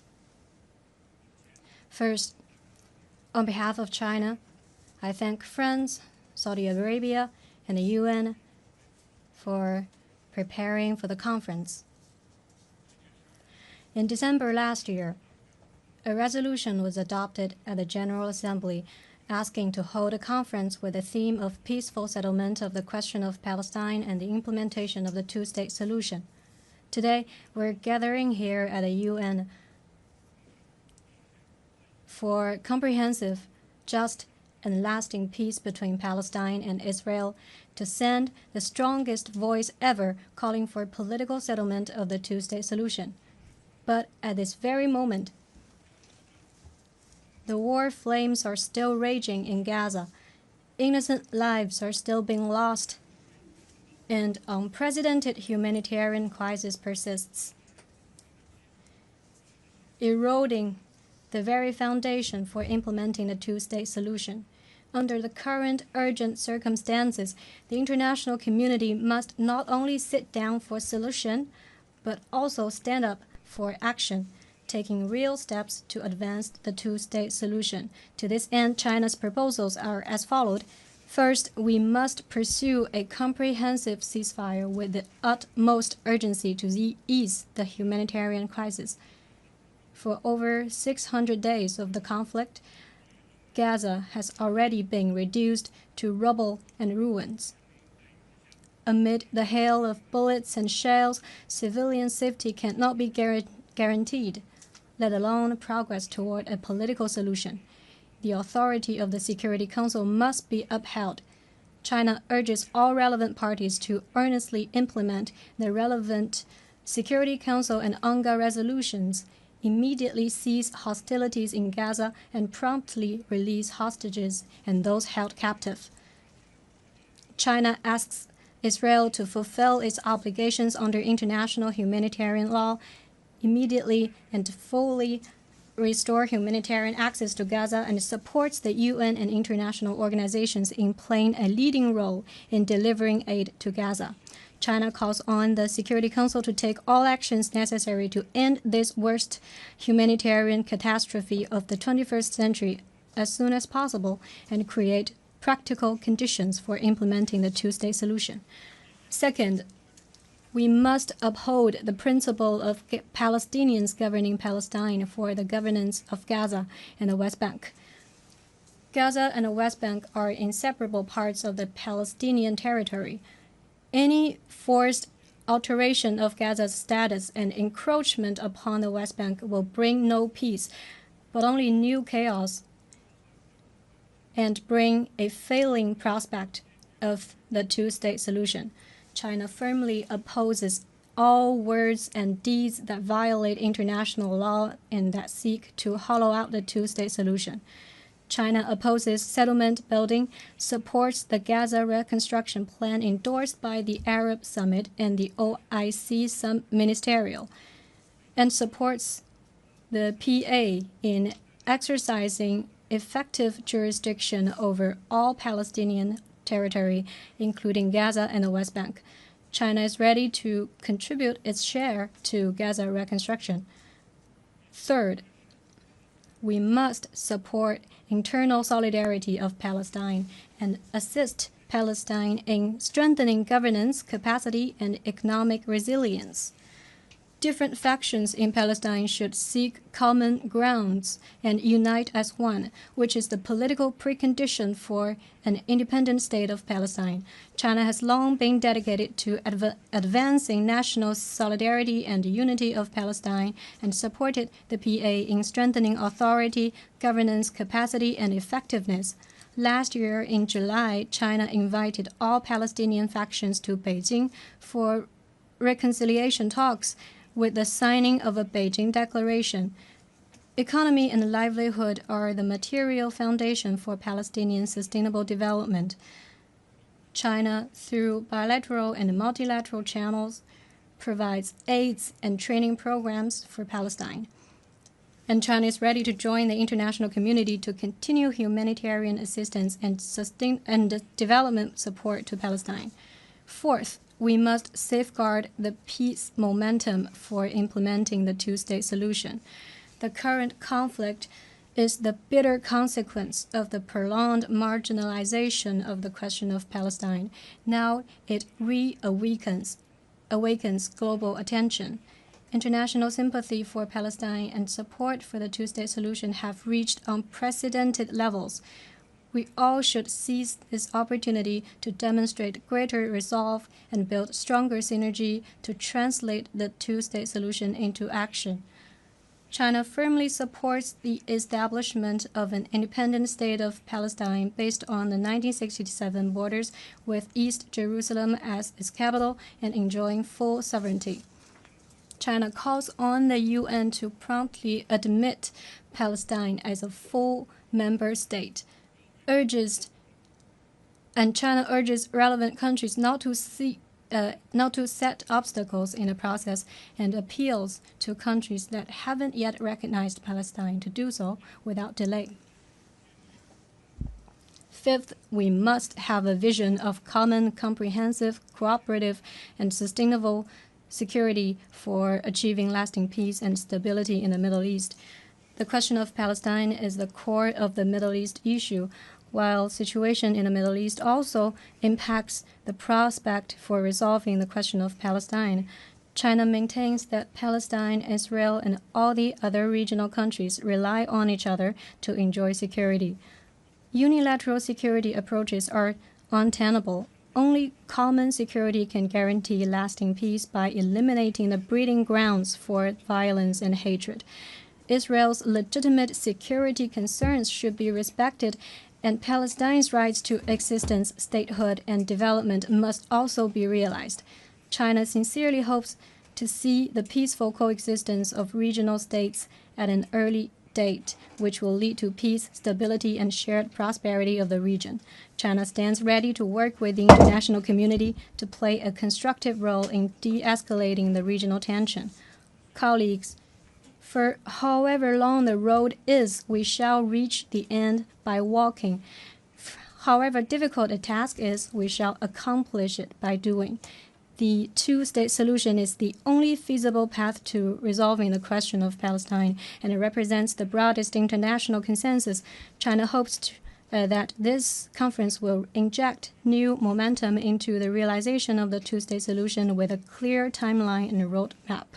China will keep working with the international community to achieve ceasefire in Gaza, and on this basis promote an early, comprehensive, just, and lasting solution to the question of Palestine. Thank you.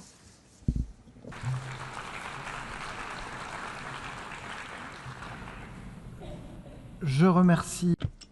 I thank the Special Envoy of the Government of China on the Middle East issue. I now give the floor to His Excellency Armanata Christiawan Nasir, Vice Minister for Foreign Affairs of Indonesia.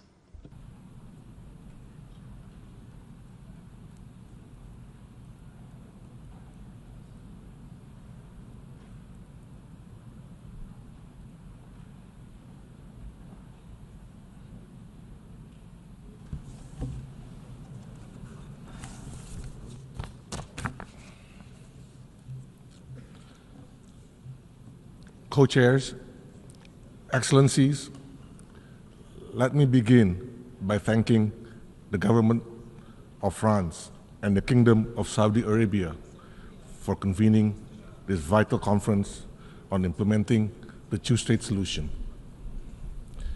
We are here today to stand for humanity, to demand justice for the Palestinian people, to push for a lasting solution to the most protracted conflict in the United Nations history. For over 7 decades, Palestinians have been denied the rights to independence. Today, they are being denied not only for freedom, but the right to live as human beings, the right to exist. Every day, the toll of human suffering rises. Civilians perish while queuing for food. The very fabric of Palestinian society is being torn apart. When food aid becomes a death sentence, how much worse must it get before we act? We have all spoken loudly. We have condemned. But now we must ask, how much longer will we allow this to continue? How much more life must be lost before the multilateral system fulfill its purpose to uphold peace and justice? Excellencies, Indonesia is proud to co-chair the Roundtable on Security with Italy. We bring the voice of solidarity, of principles, and of actions. This conference must be more than just another UN gathering. It must be a rallying point for global conscience. The future must not be a one-state reality built on annexation and apartheid. It must be a two-state solution where Israel and Palestine living side by side in peace and security within recognized borders based on the 1967 line in accordance with international law, UN resolutions, and international agreements. We therefore welcome the joint statement and leadership of nearly 30 countries calling for an end to the war and humanitarian crisis in Gaza. We also welcome other global initiatives supporting the state of Palestine. These efforts must be the spark, not the ceiling of our ambitions. Against this backdrop, let me highlight 3 essential points. First, recognition is not symbolic, it's strategic. Recognizing Palestine is not a favor, it is a duty under international law. To recognize Palestine is to stand for justice. It is to believe in the UN Charter. It is to level the diplomatic playing field. A two-state solution begins with political recognition. Only then can genuine peace negotiation take place. Only then can we end the illegal occupation as confirmed by the International Court of Justice. Second, hostilities must end. A ceasefire is not a tactic, it is a moral imperative. Humanitarian aid must flow. Civilians must be protected for both Palestinians and Israelis. President Prabowo has affirmed Indonesia's readiness to contribute to peace, including through providing personnel to support stabilization force efforts in Gaza under a UN mandate. We are not just advocating for peace, we are ready to help build it on the ground. Third, the future of Palestine must be Palestinian-led. Rebuilding Gaza and shaping its political future must be owned by the Palestinian people. No one can build a state of Palestine, only Palestinians can. Any attempt to forcibly displace them or impose conditions on their sovereignty must be firmly rejected. A strong, unified state of Palestine with full control over its territory, institution, and foundation is the foundation for sustainable peace. Only then can Israel truly be welcomed as a peaceful neighbor in a secure Middle East.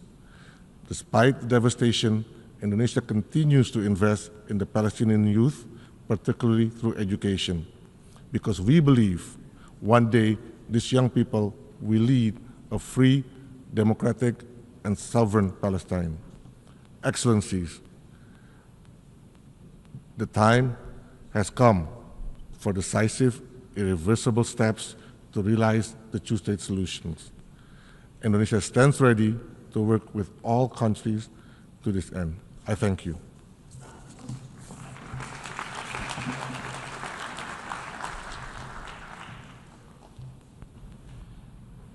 Je remercie le I thank the Vice Minister for Foreign Affairs of Indonesia, and I now give the floor to His Excellency, Mr. David Lammy, the Secretary of State for Foreign Affairs, Commonwealth and Development, United Kingdom.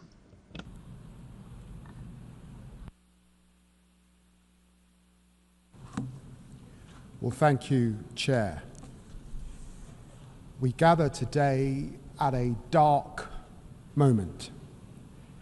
660 days since the Israeli hostages were first cruelly taken by Hamas terrorists. There is no possible justification for this suffering and only a clear duty that we help to bring it to an end. The devastation in Gaza is heartbreaking. Children are starving, and Israel's drip feeding of aid has horrified the world. These are an affront to the values of the Charter of the United Nations. Last week, Britain led 28 countries in demanding an immediate end to this terrible war, and we set the region on a path to a better future. That requires not just an immediate ceasefire, but a plan to make it last.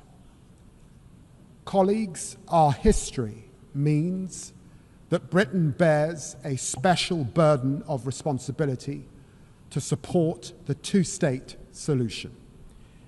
In the last 12 months, the United Kingdom government has repeatedly taken action in the face of the current crisis. We restored funding to UNRWA. We suspended arms exports that could be used in Gaza. We provided tens of millions of pounds in humanitarian assistance.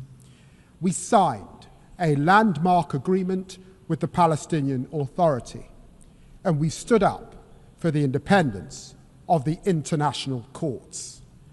We have delivered 3 sanctions packages on violent settlers, and we suspended trade negotiations with the Israeli government, and we sanctioned far-right Israeli ministers for incitement. Yet, dear friends, the situation on the ground continues to worsen, and the two-state solution is in peril. And so to reach that better future, we must first reflect on the past. 108 years ago, my predecessor as British Foreign Secretary, Arthur Balfour, signed the declaration that bears his name.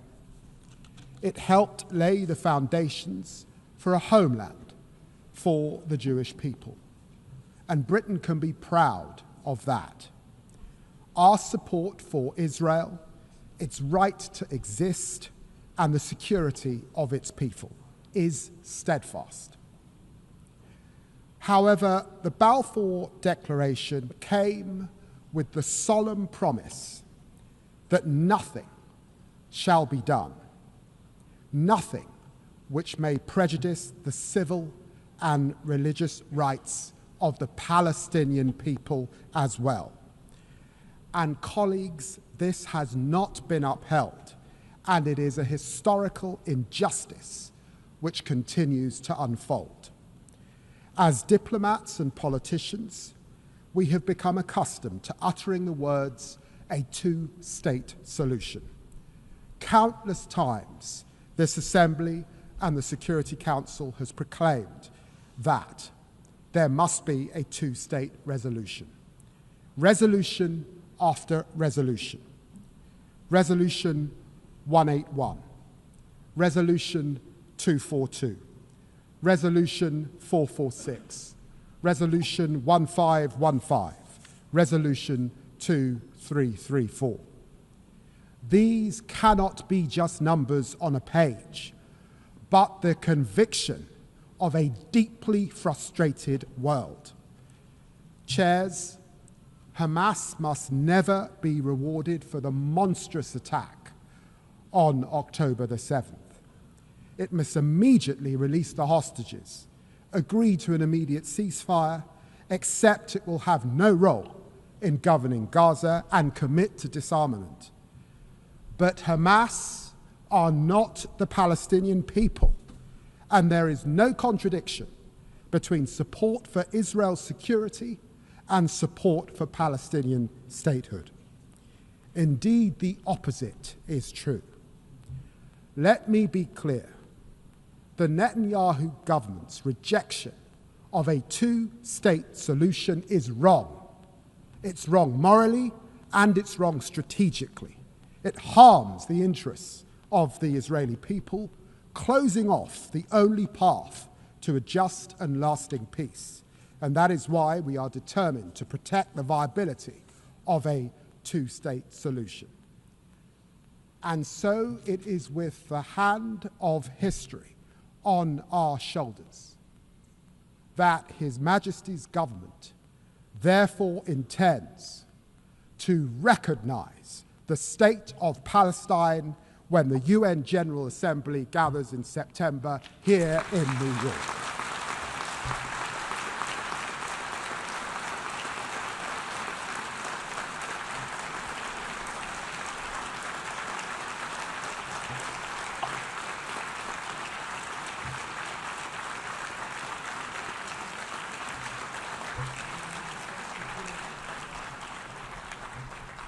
Friends, we will do this unless the Israeli government acts to end the appalling situation in Gaza, ends its military campaign, and commits to a long, sustainable peace based on a two-state solution. Our demands on Hamas also remain absolute and unwavering. Before the UN General Assembly gathers, we will take stock of how far the parties have come in meeting these steps. No one side will have a veto on recognition through their actions or inactions. But recognition by itself will not change the situation on the ground. That is why we are taking immediate steps as well, like airdropping humanitarian supplies along with our partners in Jordan, getting injured children into British hospitals, and pressing for the resumption of the United Nations humanitarian assistance. We also believe that a lasting ceasefire requires urgent progress on governance and security in Gaza. We are therefore working with allies on a plan for long-term political negotiations and a two-state solution. Chair, there is no better vision for the future of the region than two states. Israelis living within secure borders, recognized and at peace with their neighbors, free from the threat of terrorism, and Palestinians living in their own state in dignity and security, free of occupation. The decades-long conflict between Israelis and Palestinians cannot be managed or contained. It must now be resolved. Britain is ready to play its full and historic part. Thank you very much.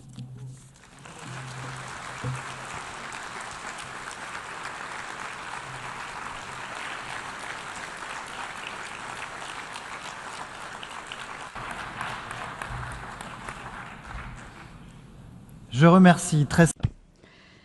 I very much thank the Secretary of State for Foreign, Commonwealth and Development Affairs of the United Kingdom. I now give the floor to His Excellency Mr. Nuh Yilmaz, Deputy Minister for Foreign Affairs of Turkey.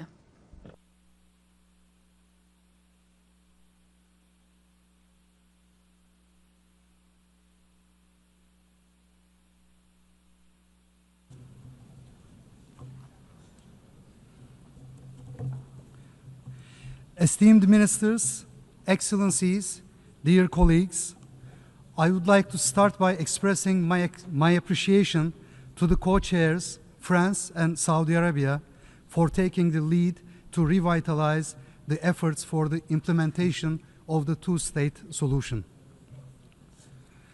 I also express our thanks to our fellow co-chair, Ireland, in the working group on preserving the two-state solution for its close cooperation. The two-state solution remains central to not only the peaceful settlement of the conflict, but also to preserving sustainable peace and security in the broader region. We should remember the reason why the two-state solution is not achieved so far: occupation. Therefore, any realistic solution has to face with this cruel nature of the occupation. In other words, the root cause of the problem, i.e., the Israeli occupation of the Palestinian territory, should be addressed for any viable solution. Again, let me remind you that the reason why this conference was delayed was Israel's attacks on Iran. This is a testament to the urgency of ending Israel's aggression, expansionism, and policy of strategic destabilization in the region. Israel has strategically been exporting instability to the whole region by seeking for endless wars with hegemonic intentions. No central authority is spared, weakened state structures are sought, failed states are desired and even engineered. That begins and ends with the establishment of a sovereign Palestinian state, based on the 1967 borders with East Jerusalem as its capital. Horrendous images of innocent civilians, children, babies dying from hunger or shootings in Gaza shake all of us. The images that come out of Gaza in the 21st century will haunt humanity for the years to come. The genocide committed by Israel in Gaza is a dark stain on the international order. There are signs that the international order is being adversely affected by the continuation of this genocide. The rules-based international system is being called into question. An immediate and permanent ceasefire is the most urgent priority. Under the current circumstances, a ceasefire is not possible if the aggressor is not forced to do so. As the international community, we have the obligation to put an end to this man-made human catastrophe. For that, we have to collectively put together more pressure on Israel. For this, the recognition of the state of Palestine is the most imminent step to take by all those who have not yet done so. Within this framework, we welcome all recent moves for recognition. Aside from these urgent political steps, we should also help the Palestinian Authority in capacity building in all possible ways. In parallel to that, reconstruction efforts must be started without delay. The Arab Reconstruction Plan is the only viable plan for the reconstruction of Gaza. Turkey stands ready to contribute actively to these efforts. We stand at a critical moment. Yes, Palestine needs economic support, capacity building, empowering, trade, and any kind of material and moral support. Yet, we must all understand that this is not enough. Palestine needs more. Palestine needs strong and concrete political solidarity that should go hand in hand with coercive measures such as a UN ban on transfers of arms, as well as halting trade with the aggressor. Israel continues to enable illegal settlements. It even goes beyond, with its government chanting openly and loudly for the annexation of Palestinian territories. Settlerism is theft, settlerism is crime, settlerism is an anachronistic version of colonialism in the 21st century. Settler terrorism should not go unpunished. Settlers and their enablers must face consequences. Last but not least, the implementation of the two-state solution requires solid institutions and the protection of Palestinian people. Thus, supporting the Palestinian Authority and preventing Israeli actions aiming to uproot the Palestinian nation from their homeland are crucial for any credible roadmap for Palestinian statehood. Excellencies, with regard to the draft outcome document of our conference, particularly its paragraph 11, Turkey is of the opinion that, based on the decades-long Israeli record, the handover of weapons by the Palestinian armed groups should be closely conditioned to the realization of an independent, sovereign, and contiguous Palestinian state on the 67 borders with East Jerusalem as its capital, or an agreement reached among the Palestinian groups as part of the reconciliation process. But we did not break the silence, once again, to preserve the unity of the international community. We hope that our concern will be taken into consideration by the member states in their relationships and in the future processes. Turkey will continue its unwavering support for law, justice, and hence the rights of the Palestinian people who are in desperate need of our active and concrete support. Thank you.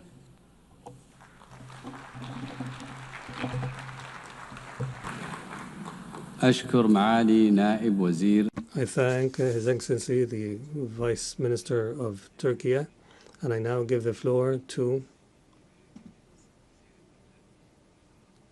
Mr. Emir Higgins, the Minister of Ireland. Thank you very much.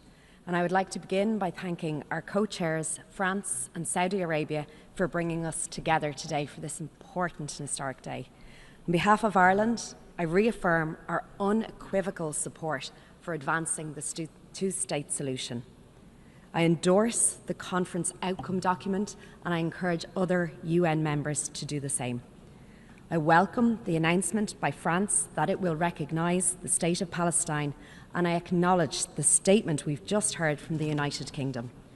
As we meet here today, Palestinians in Gaza are enduring unconscionable suffering. The humanitarian situation has reached catastrophic levels. Mass starvation is spreading across the Gaza Strip. Babies are dying because of a man-made famine. Violence, thirst, starvation are killing people every day. We are seeing the destruction of homes, of hospitals, of lives. The July IPC hunger classification, which was published today, tells us the worst-case scenario of famine is now unfolding in Gaza. The humanitarian system in Palestine is crumbling right when it is needed the most. Israeli hostages remain in captivity with immense suffering for them and their families. And let me reiterate Ireland's unequivocal condemnation of the heinous terrorist attack by Hamas on Israel on the 7th of October. We urgently need to see a ceasefire, and we urgently need to see the release of all hostages. I thank Egypt, Qatar, and the United States for their efforts in securing progress as mediators. There must be an influx of life-saving aid to the people of Gaza. Humanitarian pauses and corridors are long overdue, and they are the bare minimum of what is required. Israel must let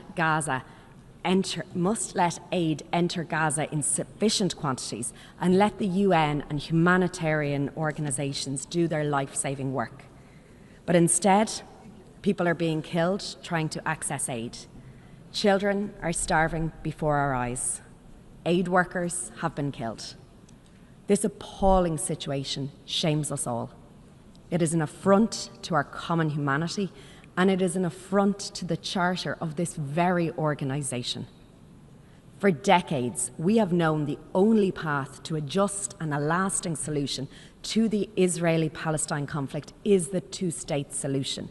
Two states, Israel and Palestine, living side by side in peace and in security.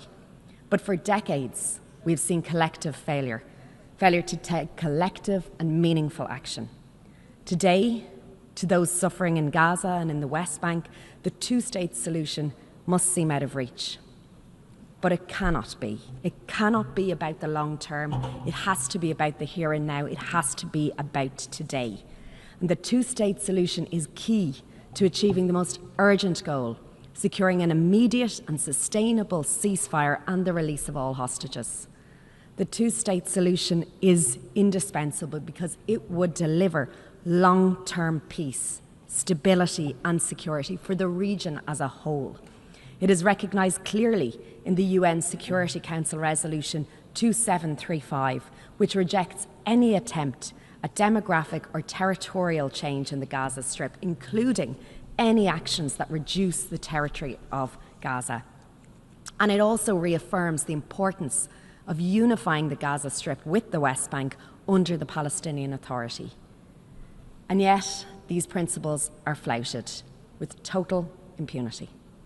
We cannot stand by. We must demonstrate more clearly that we afford equal value to the security of Israelis and Palestinians. We, the international community, must act. We do not underestimate the difficult journey that lies ahead. In Ireland, we know this from our own experience of overcoming conflict. As former President Mary Robinson said yesterday, the arc of peace is long. And while each conflict is different, Ireland stands ready to share our relevant experience from our peace process. Ireland recognised the state of Palestine last year. We did that because we believe in the equal right to self-determination, to peace, to security, and to dignity for both Israelis and Palestinians alike. We welcome the announcement by France that it will recognise Palestine, and we acknowledge the statement we've just received from the United Kingdom. We encourage other countries to recognise Palestine. We encourage those who have not done so to recognise the State of Israel. The outcome of this high-level conference must be a clear signal to the Palestinian people that we support their right to self-determination, and that we support the choice of the Palestinian leadership to achieve this through a peaceful political pathway. We welcome the commitments made by President Abbas in this regard. I reaffirm Ireland's support for the Palestinian Authority and its reform agenda. I call on Israel to release the revenues owed to the Palestinian Authority that it is withholding, revenues collected in tax that are necessary to fund vital services and to pay the salaries of workers in Palestine. This conference must be a turn. You will just have seen my statement to the UN General Assembly. What I laid out is that the United Kingdom is now on a pathway to recognize the state of Palestine in September before UNGA. We have always believed that there is no better vision for the future of the region than two states. I'll let my words earlier speak for themselves, but I'm very happy to take a few questions. Let me start with the BBC. Tom Bateman from the BBC, Foreign Secretary, thank you.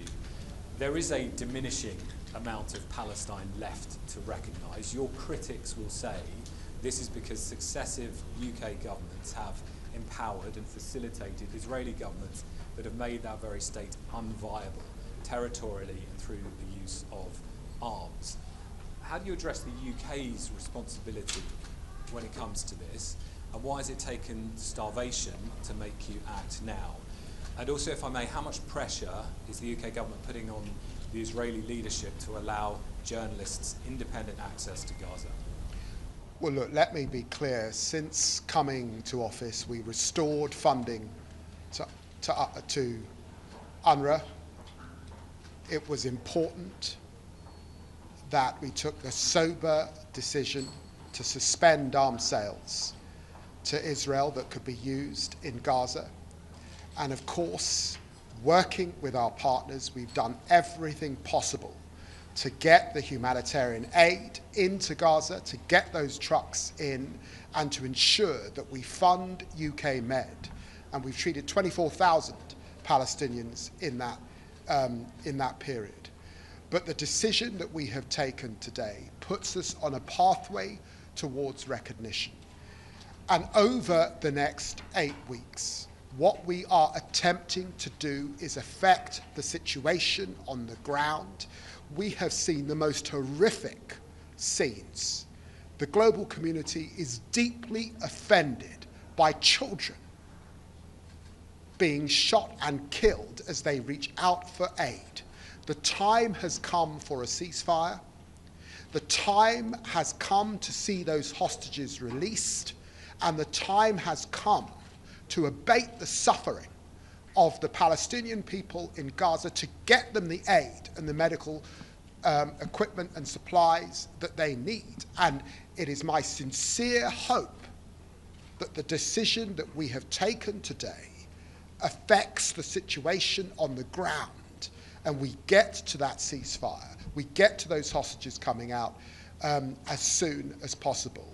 And let me say, it has always been the position of the United Kingdom government that we support aid workers and we abhor the loss of life of aid workers. And of course, it's essential that journalists are able to go about their business in Gaza and report the facts as they see it without fear or favour. Al Jazeera. Al-Arabiya. Ah. I think I had a question for Al Jazeera. I was told Al Jazeera. Is Al Jazeera here? Al-Arabiya. Right here. Right there. Thank you, Foreign Secretary. Two questions. Number one is, did your Prime Minister give a heads up to the U.S. President yesterday that he would be making this announcement today? And second question, your recognition of Palestine is conditioned, as you said. It's a pathway to recognition. Why is there this conditionality? And how will your government decide if Israel has met the conditions or not? Well, let me state it wouldn't be right for me to comment on private conversations between our Prime Minister and the President of the United States, except to say, as you know, that the United Kingdom has the most special of relationships with the United States. We have always been clear that no country has a veto on solemn decisions that we make in the United Kingdom, and you will have seen in my statement that I made reference to the unique position of the UK in relation to the situation we see in Israel and Gaza and the occupied territories and the Balfour Declaration. And we have made a decision that puts us on a pathway to recognition next month. But what we have attempted to do is to affect the situation on the ground. And I sincerely hope that we see a dramatic improvement in the suffering, that we see a commitment to a ceasefire, and we see a commitment to a diplomatic process such that we do not get a pause in relation to that ceasefire, but we get an enduring peace. And it's for us to assess those conditions as we get to next month. But the undertaking I made in the General Assembly just a few minutes ago is a solemn undertaking in front of the whole global community. PA, I think. The PA. AP, sorry, AP. Thank you. To follow up on Tom's question, what the French government has said it's willing to take actions calling on the EU to implement unfreeze money that Israel owes to the Palestinian Authority, to be able to sanction any Israeli senators that are targeting West Bank settlements. What is the UK planning on doing to be able to coerce or incentivize Israel to fall in line? Will there be an arms embargo? Will there be any sanctions against Israel if they do not comply in this? Well, the United Kingdom has already taken steps to sanction violent settlers on the ground, and these are decisions that other countries have not taken. We also took decisions to sanction Ben Gvir and Smodrick, and these are decisions that the European Union have not yet taken. We indicated 27 foreign ministers came together with me in a statement just 2 weeks ago, and we indicated that we would take further steps to affect the situation on the ground, and we are clear about that. But today is about achieving the abatement of the suffering that we see on the ground.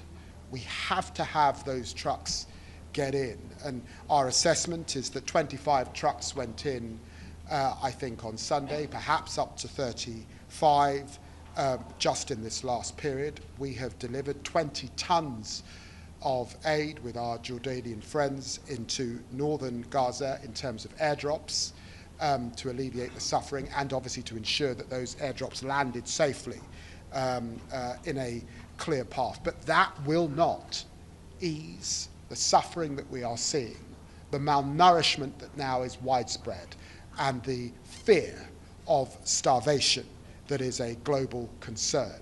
And so the United Kingdom, working with partners, and you've seen us working with our Arab partners, but obviously working alongside France and Saudi Arabia today, we are all attempting to bring an end to this suffering. Thank you very much indeed. Thank you.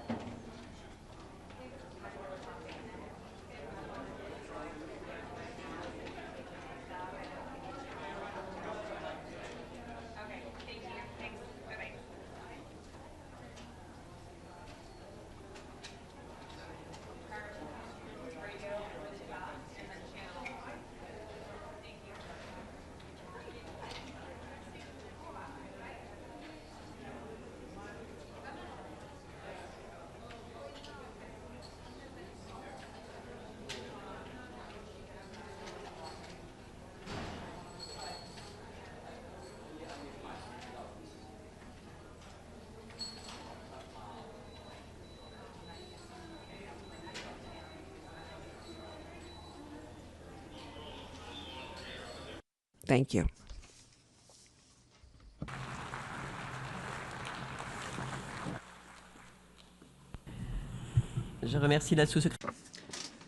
I thank the Vice Minister for Foreign Affairs and International Cooperation of Italy.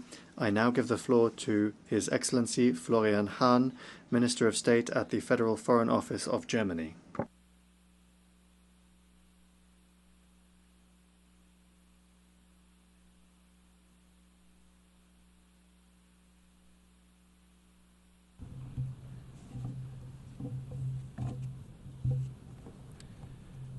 co-chairs, excellencies, ladies and gentlemen, let me start by thanking France and Saudi Arabia for convening this important conference.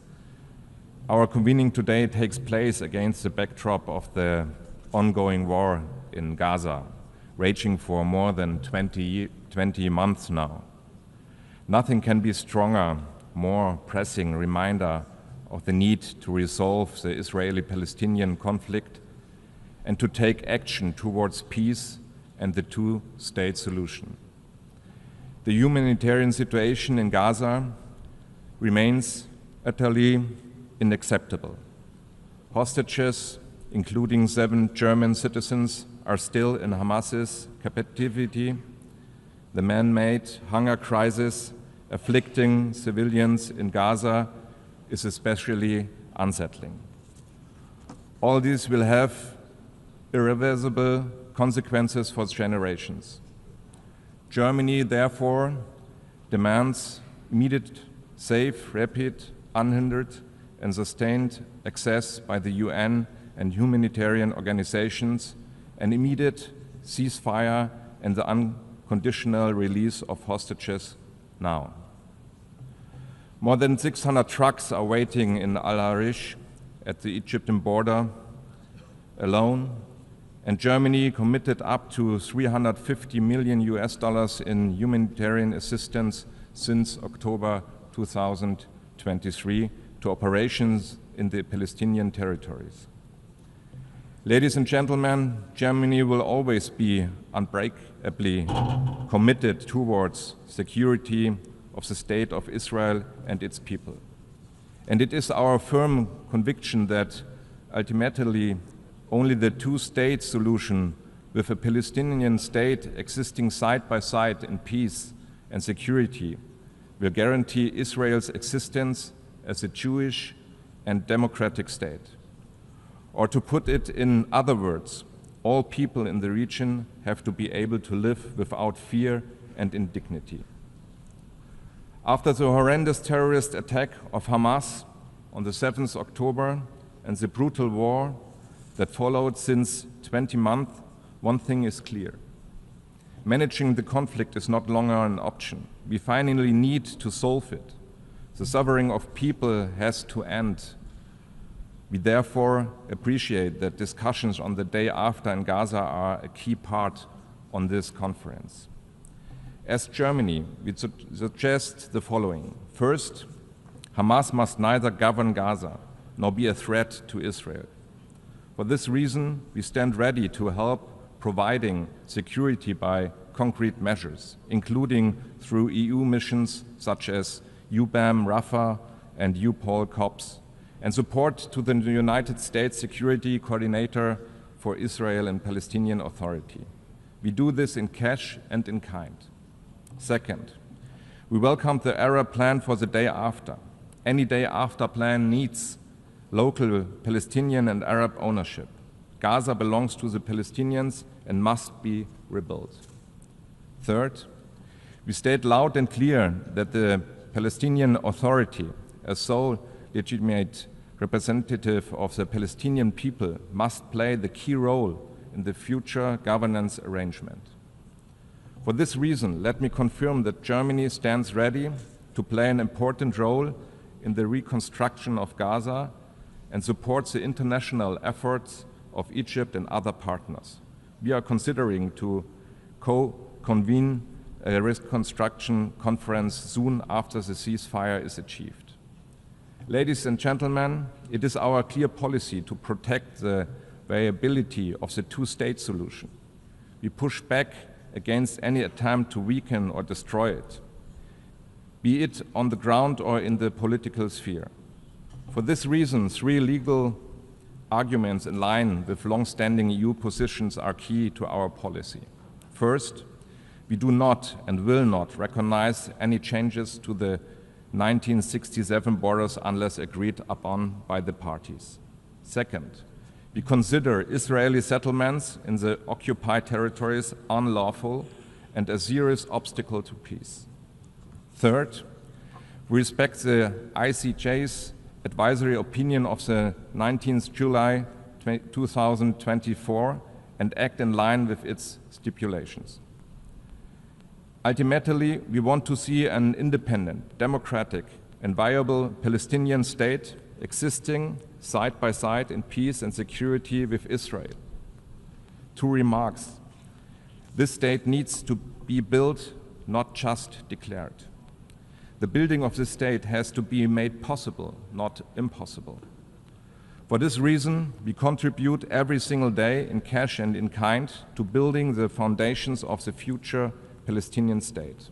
First, the total value of our ongoing bilateral development cooperation with the Palestinian Authority amounts to more than $1 billion in total. We work for better institutions, efficient Palestinian municipalities, and improved water services and infrastructure. Second, we strengthen the Palestinian economy through education, vocational training, and the work programs, and we call on Israel to release this tax revenue which belong to the Palestinian Authority under the provisions of the Paris Protocol. Third, we support civil society, peace building, dialogue, and shared society initiatives that pave the way for a better understanding of both societies. Joint narratives for peace are more important than ever. Ladies and gentlemen, even if it seems like a very remote perspective, while there is a war in Gaza and while there are very negative trends in the West Bank, a two-state solution must be negotiated by Israel and the Palestinians. As Germany, we have said to recognize a Palestinian state rather at the end of such negotiations. This is still our position, but we do see that Israeli policies are currently pointing in the opposite direction. This is utterly wrong and not serving Israel's long-term security interests. We therefore urge Israel to engage in the political process for a two-state solution, which is launched with the conference today. This is a way to achieve lasting peace and lasting security. Thank you very much.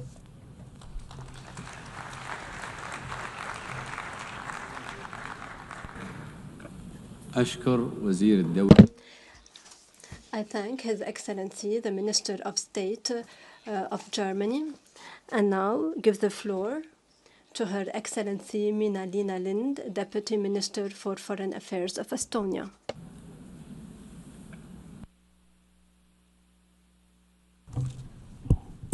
Co-chairs and colleagues, let me add Estonia's voice to some very important statements already made during this conference. So as we are living in a world increasingly shaped by conflict, the international rules-based order with the UN Charter at its core is under a growing strain. One of the clearest and most painful examples in the ongoing conflict between Israel and Palestine, it stands as a symbol of our collective failure. Failure to prevent suffering, to mediate peace, to uphold international law, and to protect the innocent.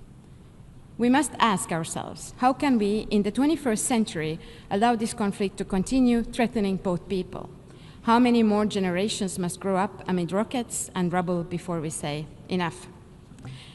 There are no words enough to describe the devastation caused by escalation of violence since 7 October 2023.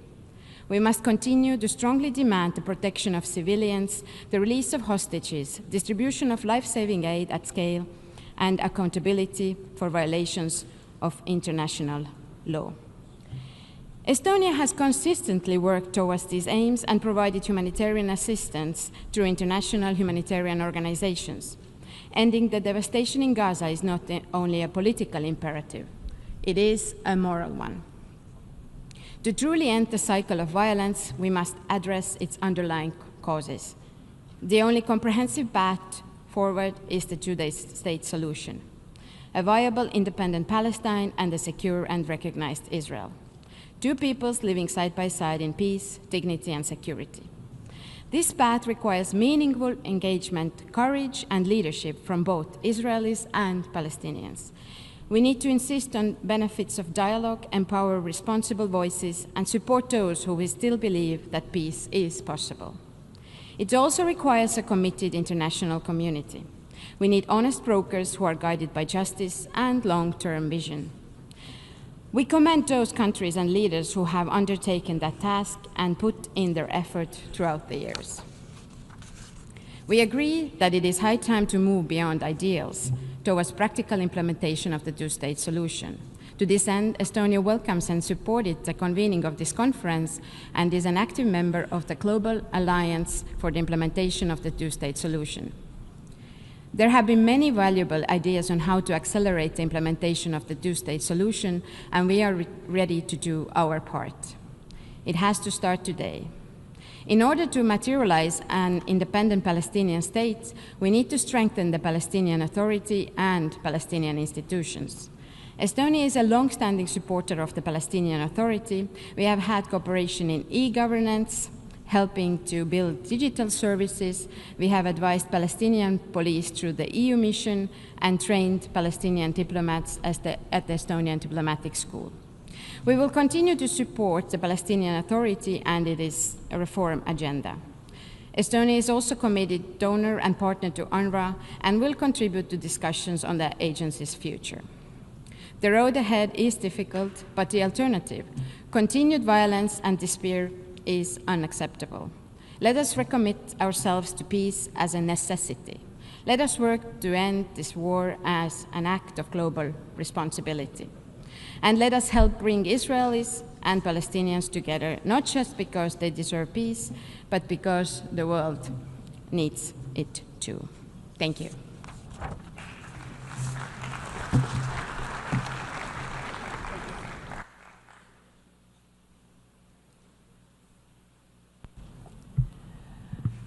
Je remercie la vice-ministre. I thank the Deputy Minister for Foreign Affairs of Estonia, and I now give the floor to His Excellency Herbert Scheibner, Special Envoy of the Republic of Austria for the Two-State Solution Conference.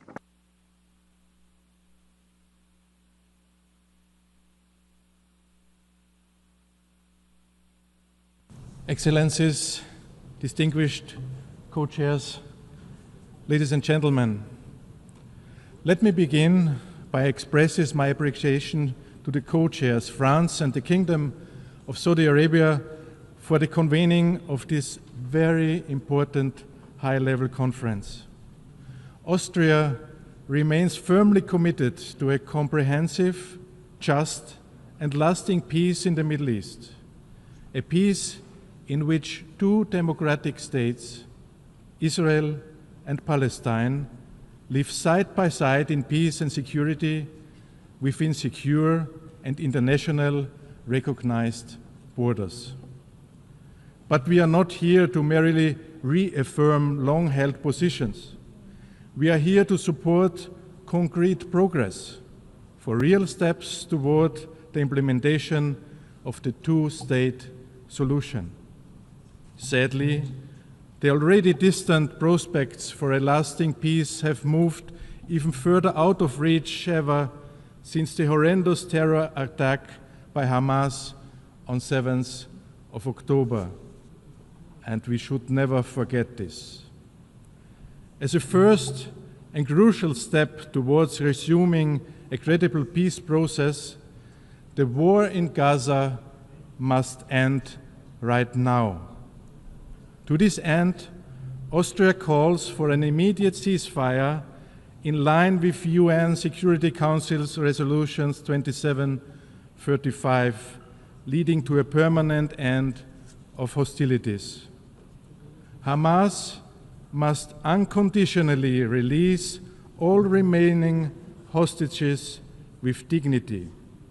Taking them was a crime, a terroristic act that should never have been committed.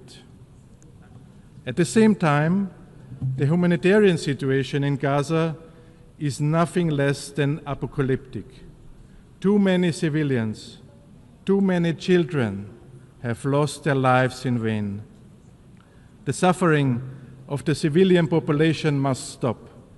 Abiding by international humanitarian law is not optional. In an effort to alleviate the dire crisis, Austria has provided over 67 million euro in humanitarian aid to Gaza and the conflict-ridden region since hostilities began. We welcome the understanding reached between the European Union and Israel to significantly improve the distribution of aid and call for its full and swift implementation. Moreover, the United Nations and the ICRC must be fully involved in the distribution of aid. A mechanism that does not comply with the humanitarian principles and puts vulnerable people at risk defies its own purpose. The reported killing of over 1,000 Palestinians seeking aid is horrifying and unacceptable. Stabilizing both the security and humanitarian situations is a prerequisite for a second phase, the medium-term perspective. This second step is the reconstruction effort and economic support. For us, it's clear. Gaza is and will remain Palestinian. Any calls for displacement or annexation of Palestinian legal land are illegal and will not only lead to more chaos and violence in the region. But the most difficult question remains, how can a pragmatic and realistic governance arrangement be ensured for Gaza under the Palestinian Authority, in which Hamas plays no role and is fully disarmed, posing no threat to Israel? Austria welcomes the initiative of the Arab countries to present a plan for the reconstruction of Gaza. We will continue to support this plan and stand ready to contribute to its financing when the time comes for its implementation. Austria, also via the European Union, will continue to support the Palestinian Authority to help it address its most pressing needs, build international capacities, and implement its reform agenda. A strong Palestinian Authority is also in the interest of Israel. Therefore, we call on Israel to release the legitimate funds of the Palestinian Authority. Finally, on the long-term perspectives for a two-state solution. While this conference is of course an important contribution, a negotiated solution remains the only sustainable path that is in the interest of both parties. Austria therefore calls for the swift resumption of credible negotiations between the parties. Austria continues to support the Palestinian people's right to self-determination and the establishment of a democratic, viable, and continuous Palestinian state. In this regard, Austria will not recognize any changes to the 1967 borders unless agreed by the parties. Austria rejects any unilateral attempts to undermine the prospects for a two-state solution. The expansion of settlements in the occupied Palestinian territories is a clear violation of international law and an obstacle to peace. We demand that Israel holds all construction of additional settlements.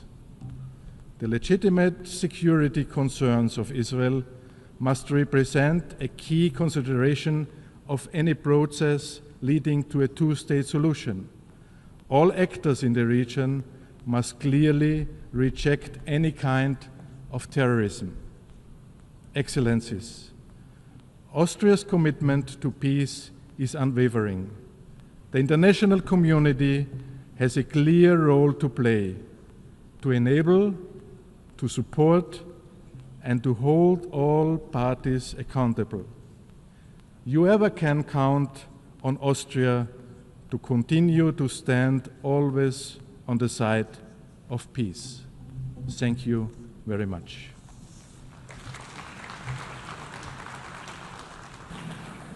I thank the Special Envoy of the Republic of Austria for the Two-State Solution Conference.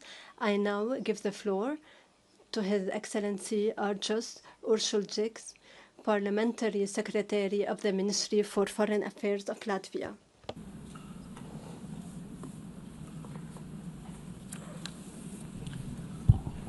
Distinguished participants, ministers, excellencies, ladies and gentlemen. Let me begin by thanking France and the Kingdom of Saudi Arabia for convening this meeting at a critically important time. As a newly elected member of the United Nations Security Council, we are humbled by the responsibility we now share in upholding international peace and security. We approach this role guided by our own history of striving for sovereignty, dignity, and international recognition. Our experience is at the foundation of our belief that we can work together and make the two-state solution a reality.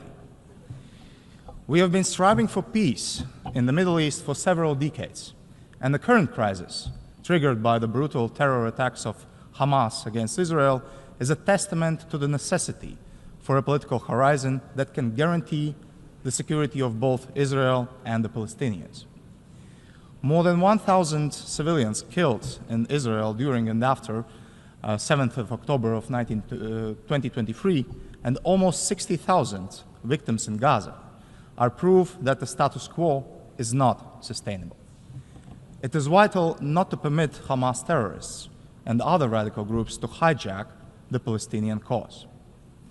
Therefore, Latvia joins the international community in calling for immediate release of all hostages without preconditions, immediate return to the ceasefire, and ensuring supplying humanitarian aid at scale.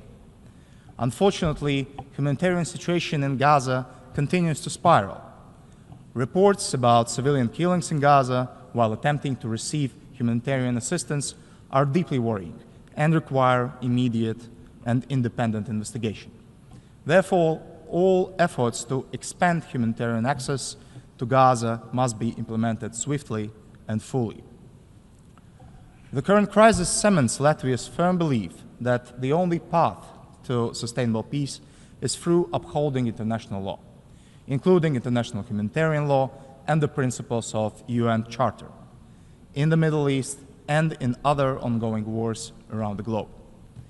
We can build upon the Peace Day effort, expanding its focus beyond the day after to formulate concrete steps that will lead to the lasting solution. Meanwhile, it is essential to provide political and practical support for the legitimate Palestinian authorities, which the European Union, including Latvia, has strived to do for many decades. This should bolster the standing of Palestinian representation in potential peace talks and prepare the way for democratic elections in Palestine that should result in a government that has a strong mandate for negotiations towards a lasting, peaceful settlement. And in this regard, we welcome the intention of President Abbas to hold elections for a new Palestinian National Council before the end of the year.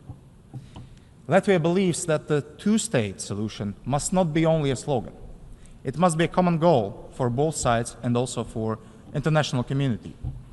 Two-states recognizing Israel's right to exist as a state, and it is also a name that leads to mutual recognition and practical guarantees for both sides, because the alternative is further cycles of more destructive violence and radicalization. So let me take the opportunity to welcome the current conference once again as a crucial step towards building a roadmap that leads to the realization of the two-state solution. This should lead to direct negotiations guided by international law and relevant United Nations Security Council resolutions, resulting in two states living side by side in peace and security. Thank you.